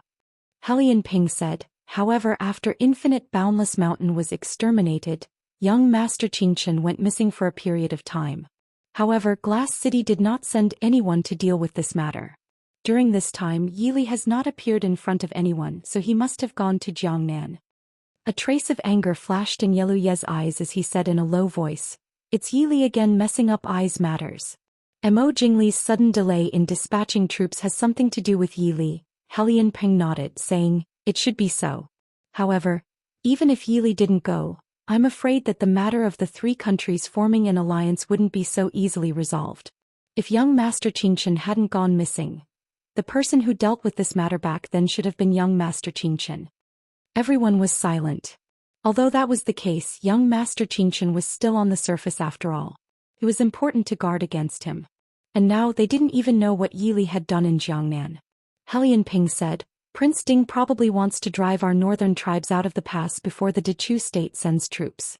At that time he can focus on dealing with Enchanting and Emo Jingli. Yelu Yi laughed coldly, saying, Wanting to drive our northern tribes out of the pass, how could it be so easy?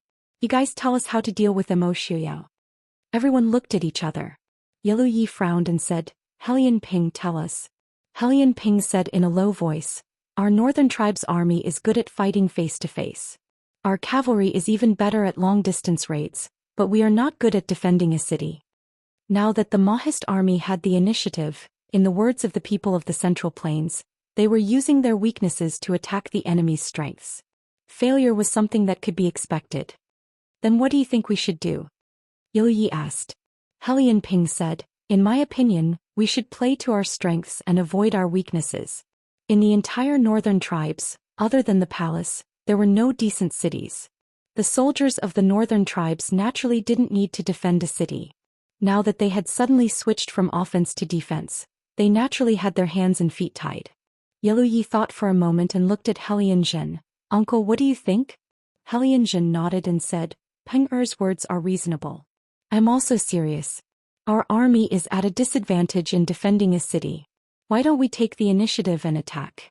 In terms of cavalry, even if the northern tribes can't win against the Prince Ding Mansion, they are at least on par. But we have more cavalry than the Black Cloud Cavalry. Although the Black Cloud Cavalry was once known as the most elite force of the Mahist army, they were not the main force of the Mahist army. The main force of the Mahist army was still made up of normal infantry. Because the terrain of Dechu state was complicated, cavalry could not be used at all. But the northern tribes was a vast grassland. Their soldiers were mainly cavalry. If they really fought, the Black Cloud Cavalry would definitely not have the upper hand. Yellow Yi frowned and looked at Helian Zhen and the others, saying, I agree with Uncle and General Hulian's judgment. We can't retreat anymore. The news that came from the palace shows that Father is already very dissatisfied with Ai's lack of progress in the past half a year. We even lost a lot of the land that we originally obtained. If we lose again, I'm afraid that Father will not agree to send more troops to us. The northern tribes had a vast territory but sparsely populated. It was not as easy to gather troops as the Central Plains. The northern tribes had lost a lot of troops this time, which made the royal house of the northern tribes very dissatisfied. It also gave Yelu Hong a chance to attack them. I understand. Everyone stood up and said. Yelu Yi nodded with satisfaction and said, Good, this time Uncle and General Helian will lead the troops. Helian Ping, don't disappoint I again. Helian Ping said in a low voice, I understand. Please rest assured, Your Highness. You're tuning in to the Biao's Wuxiao Chronicles YouTube channel. Don't forget to subscribe and join us on this journey to catch the most captivating stories.